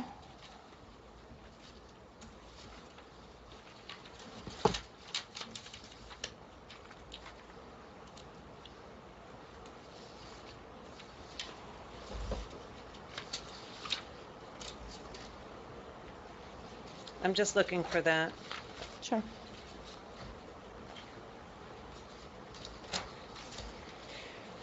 My recollection is that I extrapolated it to what it would be for 105. Okay, because I believe when, I think Val had asked a similar question earlier, and you said that it was based on the 88, so. I think that might have been a different question, or I understood it differently from Val. Okay, thank you. If I could, there's a dovetailing of testimony, of course. At the February 16th hearing, we did hear from Hal, and he did rely, as you may recall, from sheet 5, and that is what Cindy is corroborating. But I'd like to make sure that everybody put it in context. And so if you look at the transcript from Hal, and again, he'll be back if you want to ask him more, but he kept on emphasizing when there were 3,000 cars at peak hours. I don't expect anybody to have the transcript. Please look at page 92, where he talks about that. And so in response to a question from Mr. Lateef, he pointed out that when there are 3,000 cars passing, there's like 10 cars that are from the site. And as Mr. Lateef, who I know you must be a mathematician, because you indicated that the increase was 1/3 of 1%. And I'm not going to second guess that percentage. Okay. Are there any other questions for Cindy? This witness.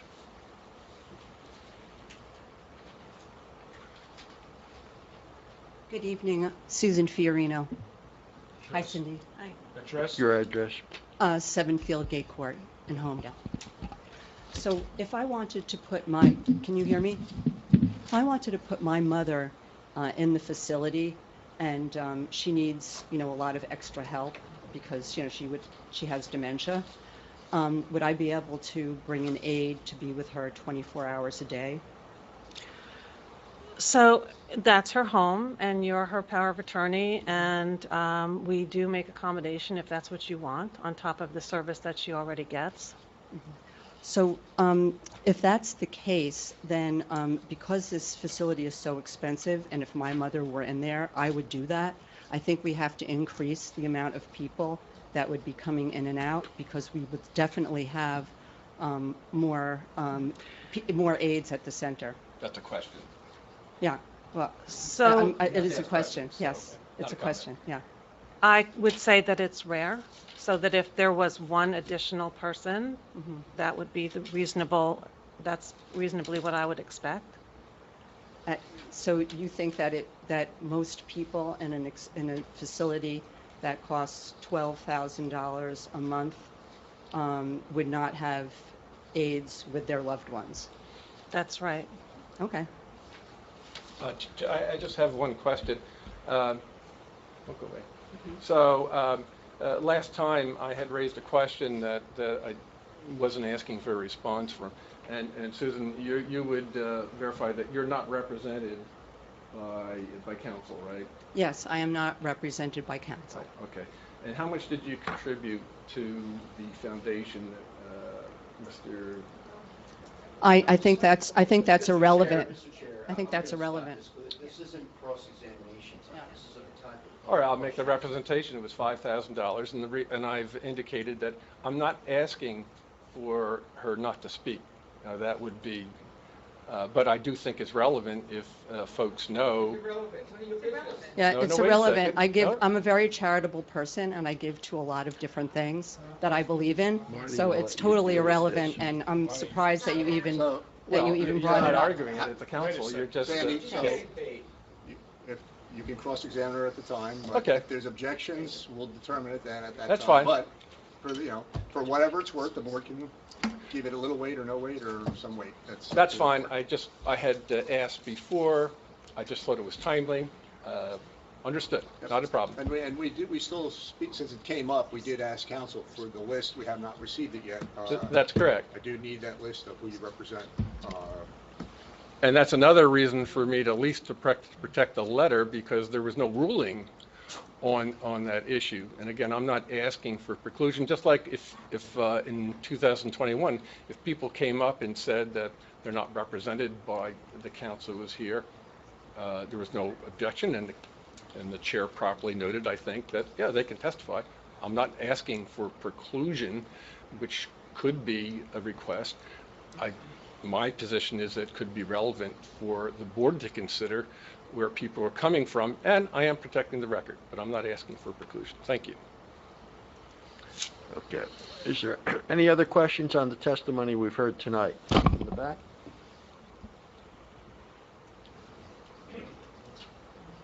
Please give your name and address. Eric Silvergold, 9 Powderhorn Court. I'd just like to make a comment regarding the prior speaker.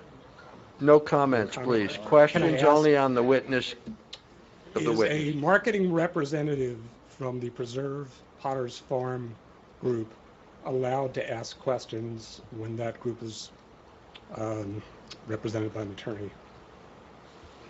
My understanding is not. The groups, well, once we know, the names were put on the record a few meetings ago, 4 members, I believe. Again, we needed it in writing, but those 4 members would not be, permitted to testify because the council's here on their behalf. Or if there was a relationship between? That's not a client, technically. So the board can give it, again, whatever weight it wants if there is a relationship there.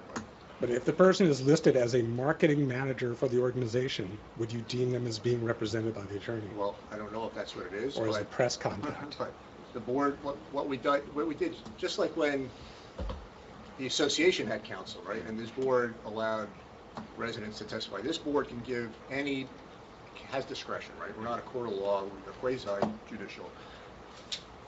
My belief is we err on the side of, being more conservative and let the people speak, and the board then will take anybody's comments and weigh them at the time they are deliberating. Okay. So we don't want to prejudice incorrectly somebody's right to testify, especially the public on a big application like this. Understood. It's just a But that's, representation it's question. good to know where everyone stands. I mean, if that's... I agree. Honesty and transparency is important. I agree. And not to expand much on this, but I mean, that is one of the salient questions. You had asked for the list to be provided. They indicate 4. I didn't know if there's a marketing manager that has a relationship to someone who's testifying, that might be relevant to who actually represents the group and therefore by rules who should and shouldn't. In 2021, it was made very clear that those folks who were allowed to speak did not want to have, I think Eric was one of them. I think you were rather strong in your opinion that you weren't represented by the HOA. So I agree, and I'll reiterate that Mr. Asadi does not represent me. He represents 4 members of Country Roots. And while he might find it amusing, we certainly don't find it amusing. Okay. Thank you. Have any questions for the witness? No, I just wanted to point that out. Okay. Thank you for Thank you. All right. Are there any other questions? I didn't see any hands up. No. Oh, Mr. Asadi, yes. Ms. Jakes. This is Mr. Asadi again. Mr. Asadi again. Okay. Is it your testimony that the applicant will be accepting residents straight on Medicaid or not? I just want to get an answer to that. We often do that. It would be the same at the Enclave. When you say often do that, so if there's going to be 10 spots reserved for Medicaid people, what percentage of those 10 are allowed to come straight to Medicaid? It's not a matter of allowed, it's who needs it at the time. If there are 9 people internally that need it and 1 from the outside, that's what it is. So is it fair to say it's not preset? No, that's correct. But based on experience, right, you have had people come directly yes, into the facility for Medicaid. Yes. And so for the first year or so before you're filled up, if 10 people want to come in straight to Medicaid, will there be any prohibition for any of them to come in that manner? I think probably I'm not the one to answer that question because there's a 3-year fill-up and I don't know. Who could answer that question? I think it's an important question. Well, Kevin, if the decision hasn't been made, does that answer your question? So it's still up in the air, is the answer? I think Bob Peterson alluded to that. If you want to have reconfirmation at another time, we'll give that to you. I'm not familiar with the modeling, and actually, Mr. Carlson went home sick, actually, unfortunately, so he would know. Okay. But, I can't tell you 100% as a counselor. But, Can we get an answer to that by the next meeting? Well, I don't know, but you have Bob Peterson's testimony. You've got Cindy's. I will look into it, but I'm not making. How is that relevant? Well, there's been a lot of testimony about how this is going to meet the affordable housing requirements, and I think it's relevant as to whether people who are actually in need can come in straight on Medicaid versus people who have come in, spent $280,000 in their life savings in this place, and merely be allowed to remain. Those are 2 different things. And this board's responsibility is not for the town to meet its affordable housing obligation. It's been mentioned a number of times. Just being aware that there will be some credits here is sufficient. That's not any of our prime considerations. I can tell you from a legal point of view, referring to the language that I read to you, there's no position under CONs for whether or not it's one or the other. I suggest it's irrelevant. If Mr. Higgins may be addressing that in terms of mandate, but my understanding, COED doesn't make that a mandate. COED does permit the credits, and if there's any question about that, I mean, that can certainly be. And the COA credits don't go from month to month either. No, they're available, once you from the qualify, time. you get them, and that's that. That's correct. Yeah. And that would be the only relevancy I could possibly think of. And just for the record, this site is not part of Holmdel's current obligation. Right? Understood. There's 3 other sites that are part of the settlement agreement that we've had plenty of hearings on that as well. Well, yes. The topic was mentioned at least 3 times tonight and many times previous to tonight. It's probably about as relevant as letting Mr. Potter talk about the affordable housing plan when he testified. So if we're going to let the applicant have that kind of latitude, then maybe the objector's attorney's entitled to a little latitude as well. I'm just saying it's not part of our affordable housing fair share obligation currently. They want to bring it up, it's a fair question to ask on objection. But I guess the bigger thing is, it's Look, probably brought up as a comment that if we do approve it, there is some credits that we will gather in the future, and Look, you have an alternative to that, and obviously, if Mr. Peters can't answer that. And I can resolve this right now, if you want. I can have 2 minutes of testimony to make it absolutely clear. All right, Cindy, if you can step down. I'm going to ask. Can we finish with my questions before going into another witness? But sure. But that's fine. We'll move on from that question for now. Ms. Jakes, could you talk about the meaning of the word congregate? What does that word mean? I've heard that word a number of times in this context. What is that? It just means a gathering. Just a gathering? So when they say congregate care, what does that mean? What is congregate care? So it just means under one roof, together. It's just a term that's used for a gathering. When I go to Outback Steakhouse, is that congregate dining? You're not dining with the rest of the restaurant, right? I mean, you're just there with. I'm just seeking to clarify. So I used it in the. It's been used in the context, for example, congregate meals, so that those 7 people in that household are eating together. Okay. Congregation, together. But it's a special meaning in the context of assisted living, elder care. In this context, it's a different usage, is it not? No, not really. It's just a gathering, a togetherness.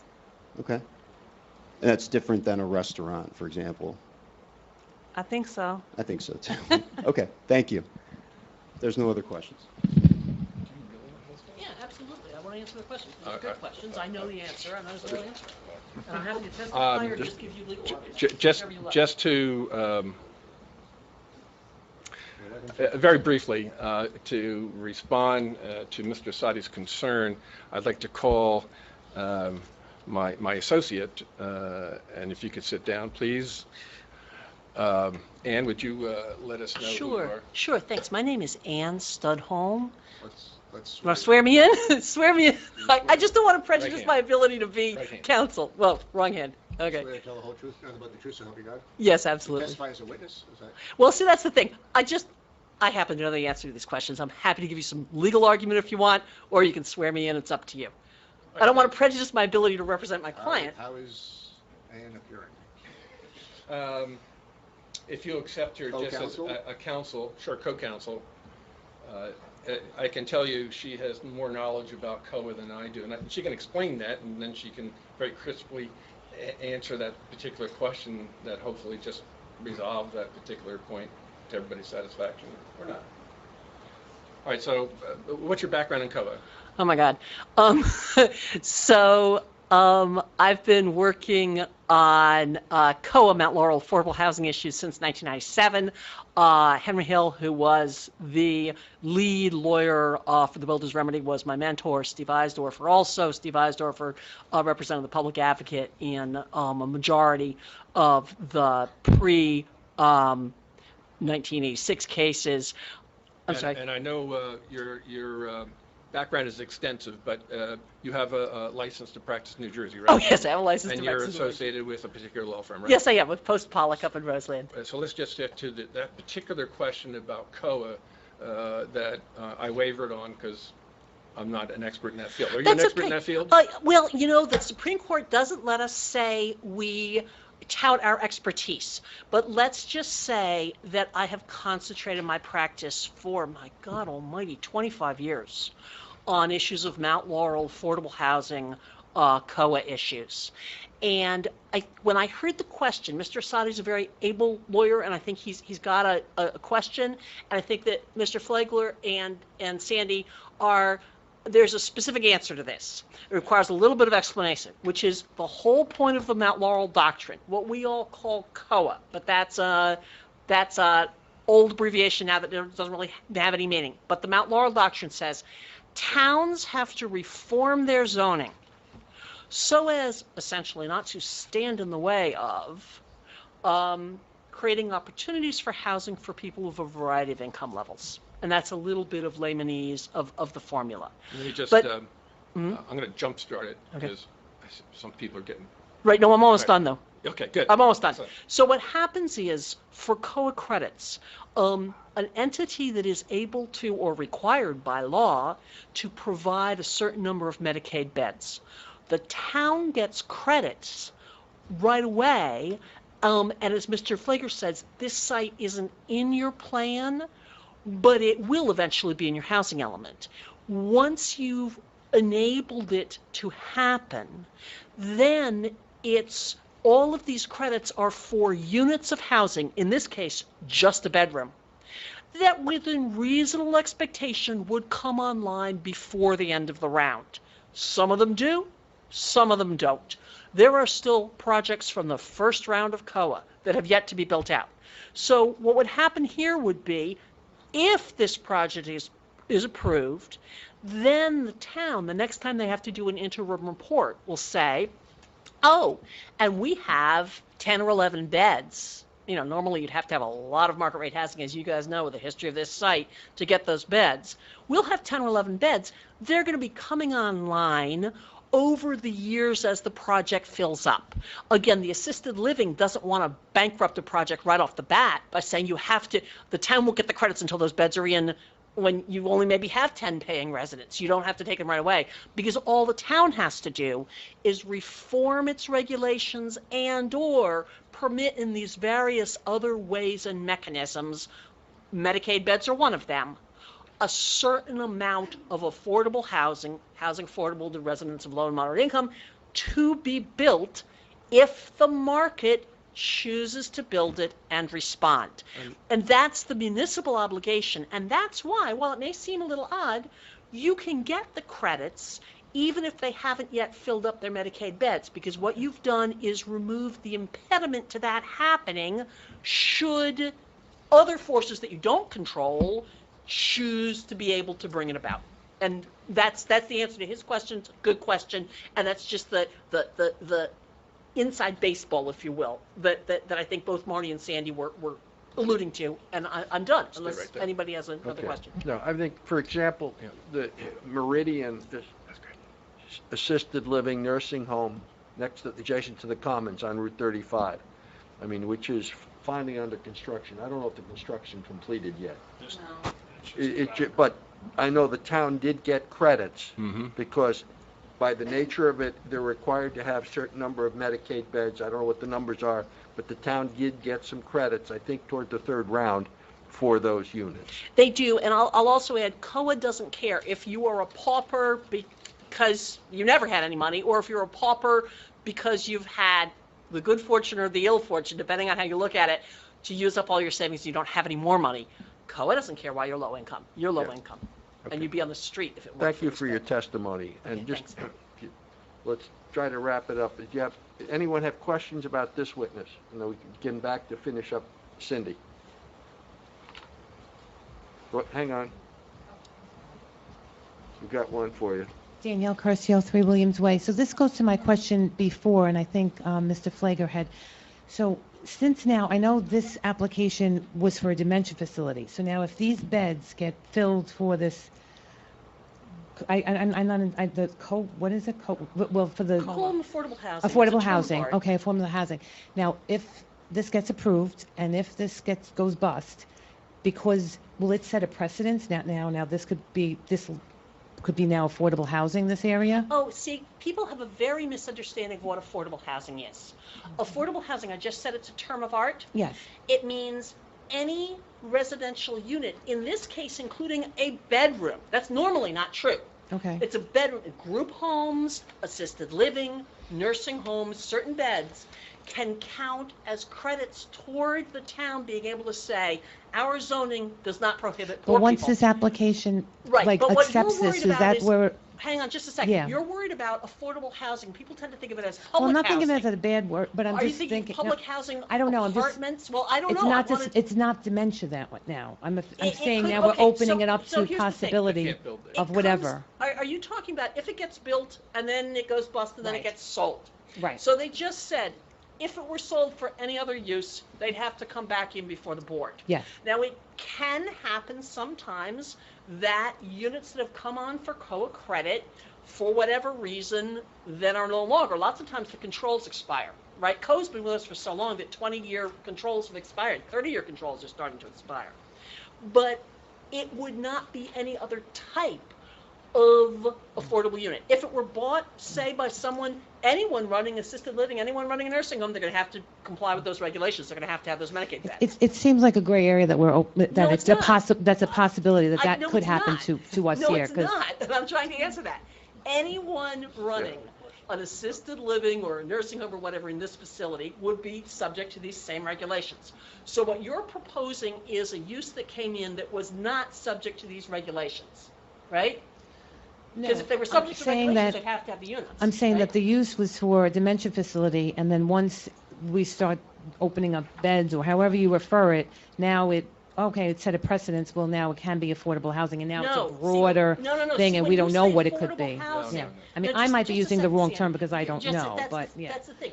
When people say affordable housing. Away from the dementia facility is what I'm Right. saying. We're going to move away from what we're originally it's here not- for tonight. No, the idea that this is a Trojan horse to get, the very hated, quote, affordable housing into this town. It's just not. She just said she doesn't know what she's talking about. And with all due respect, I didn't know what I was talking about. No. Most people don't know. No. You're saying that this is going to turn into affordable housing. And I said that. I didn't say that this was a bad word. Yeah. And I have been very respectful. Do not be disrespectful to me. I was very respectful, and I asked a Please. question. But you said you didn't understand. And you told me, now you're Please. trying to demean me, and that's not right. Danielle, please. Mr. Chairman, can I just make a quick comment as the board planner? I'm the board planner. My job is to, work with the I board. came and here the to ask a ordinance. question. I didn't to be attacked No, now. and I'm here to answer your question.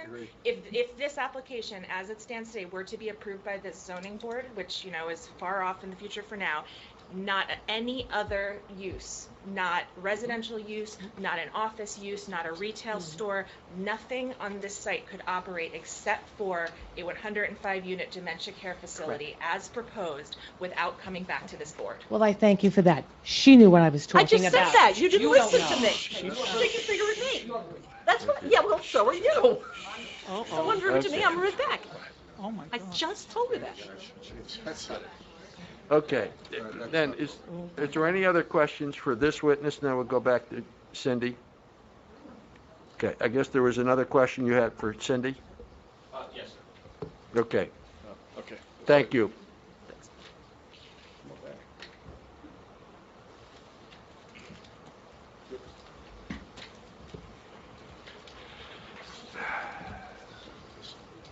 Thank you, Mr. Chairman.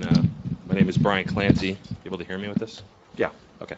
My name is Brian Clancy. I'm from Dasty and Associates. We're special counsel for Middletown. Just had a few questions for you, Ms. Jakes, regarding your testimony. Talking about the certificate of need. So this document really, the primary purpose of this, is it not to determine whether there's an overlap of services in the area? The document, I believe, is so that the Department of Health has control of how many assisted living beds are in the state. So they look at the need and they allot a certain amount of licenses and certificates.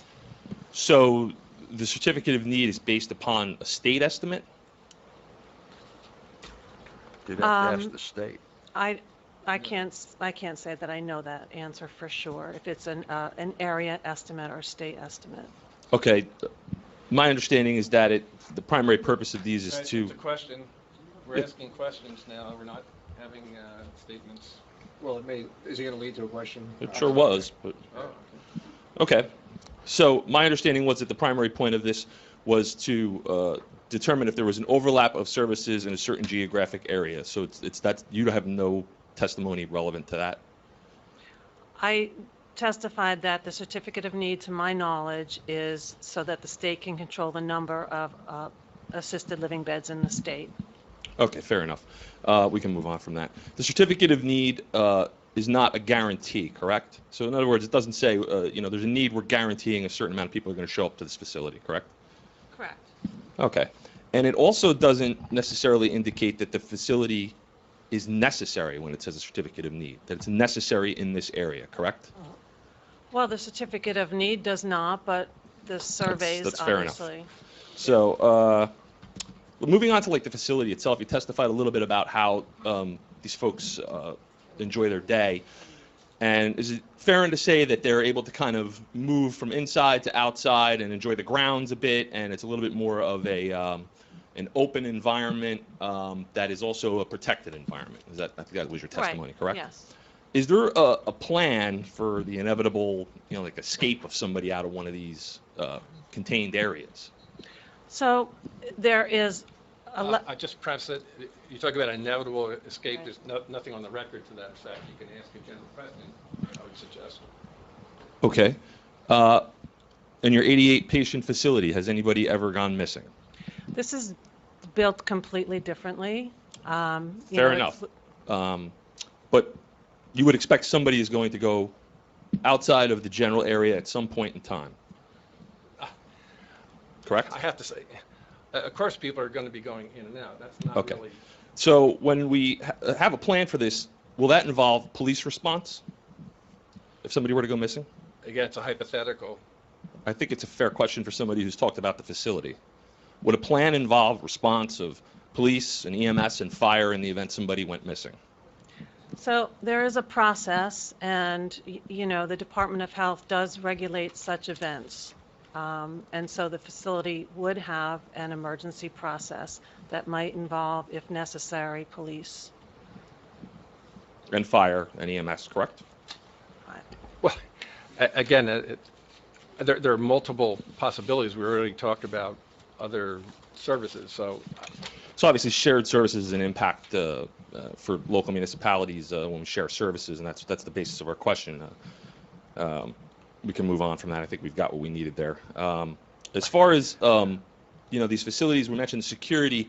The folks are kind of locked in, and the outside folks are locked out. Do I understand that right? You have to come through a certain point there. So there's a secure perimeter, and there's the entrance through the town center through which all visitors have to come. Right. And there was discussion about access for fire and EMS through access points, and those points presumably are locked as well, correct? Yes. Okay. So, do they plan on having any kind of training or anything along those lines for EMS that comes from out of town? It's got to show up in the middle of the night and maybe access one of the buildings that's on the back side there? So I'm not quite sure of the direction of this, but there is a 24/7 security person that would have remote access to all of those. And also, you're making certain premises that aren't on the record, so I think she's answered the best way she can. Yeah, I agree. Okay, one of the things you mentioned, just moving on to staff real quick, and I can wrap up. One of the things you mentioned was increased need, leads to increased staff. Do you expect that, as needs change, staffing levels may increase over time? They could. Okay. And with the staff, we talked a little bit about their parking, and we talked a little bit about visitor numbers. Is it fair to say that you get more visitors at the end of the day towards like peak commute times on an ordinary weekday? I think it's staggered. I think I testified that it's late afternoon, sometimes evening, sometimes weekend when there's less staff.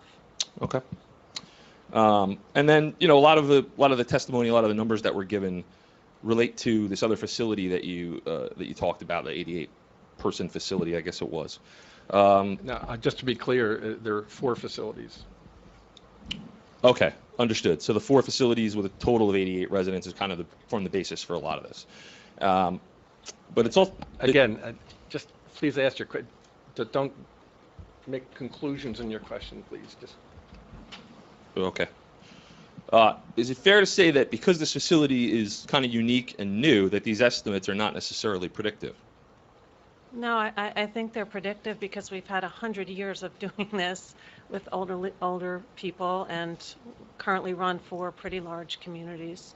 Yeah, but we've also mentioned that this is I believe you spoke about it tonight, that this is a unique and new facility. It's unique in its programming, environment, and experience, but not in terms, in generally of how people will receive visitors and how many visitors will come. Right, but we don't have another 105 bed facility with 7 to 10 buildings or so that are strictly dementia patients that get to move in and out like this facility, correct? That's a fact. Okay, so these numbers that are based on a totally different kind of setup are not necessarily predictive of this environment regarding injuries and response times and things of that nature. I wouldn't agree. Yeah, I wouldn't agree. I think it's very predictive. Okay. All right, that's all I have. Thank you. All right. Is there any other questions for Cindy for this evening? Seeing no hands, well, then I'll close the public portion. Okay, Francine? I just have an additional question. I've been listening to all the different scenarios, and I know you told us what the prediction for visitors were and the staffing here. And I'm hearing about training for the community, which I would think would come in the midday, some programming. So are those figures a little bit low as to what we could expect at peak hours coming into that community? So in terms of training, really what I was pointing to was virtual training or staff going out. And yes, there might be a student coming in, there would be a couple of volunteers coming in, but we really didn't plan or have the room for classrooms of people, if that's what you're asking. Mm-hmm. Well, I was thinking of the auditorium, if you would have something like, something coming out. Like if you Right. have a parent who has dementia, perhaps you want to come and see what we can offer you or the advice. You could get a significant group of people coming to want to hear about that. I'm sure we could get a group, yeah. Okay. Do any board members or Kate or Bob have any questions from this witness? Okay, I think we're close to wrapping it up. You want any final comments? No, sir. I indicated before who plan to have Hal back, and Jim Higgins will be available. We'll be ready to proceed. And Higgins, your planner. Yes, and we'll honor you. Okay, so to decide. in that if you case, can we come will back. continue this public hearing without further notice to the public on April the 6th in this room at 7 p.m. At that time, we anticipate there will be testimony on the engineering and the planning of this application. And as mentioned earlier, And if we finish, we should mention to the Yeah. Objectors Council, they should be prepared to. right, there are new plans have just been submitted over the past few days. New stormwater plan got received today. And many of these documents are on the website. So please, if you're interested, take a look at those documents, and we'll be continuing then on that date without further notice. And we ask the objectors if you have any when we get to the conclusion of the testimony of those two witnesses, we would then get to a stage where we would permit comment. No, they're witnesses. The two objectors may have witnesses. Counsel. Right, and correct, and that would be as part of the comment. No, we'll get that first. That'll be part of the testimony. Okay, Comments will be at the end of everything. okay, Yes. Do they have witnesses? yes.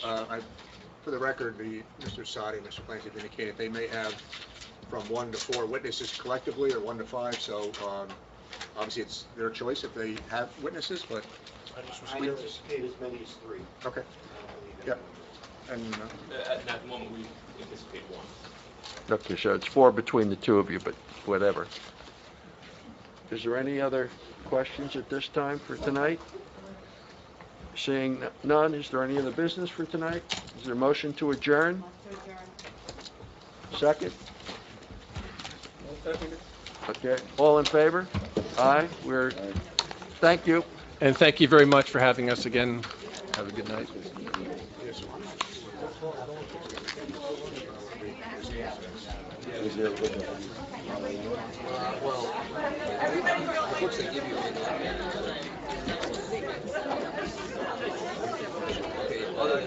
Loretta? You turn this box.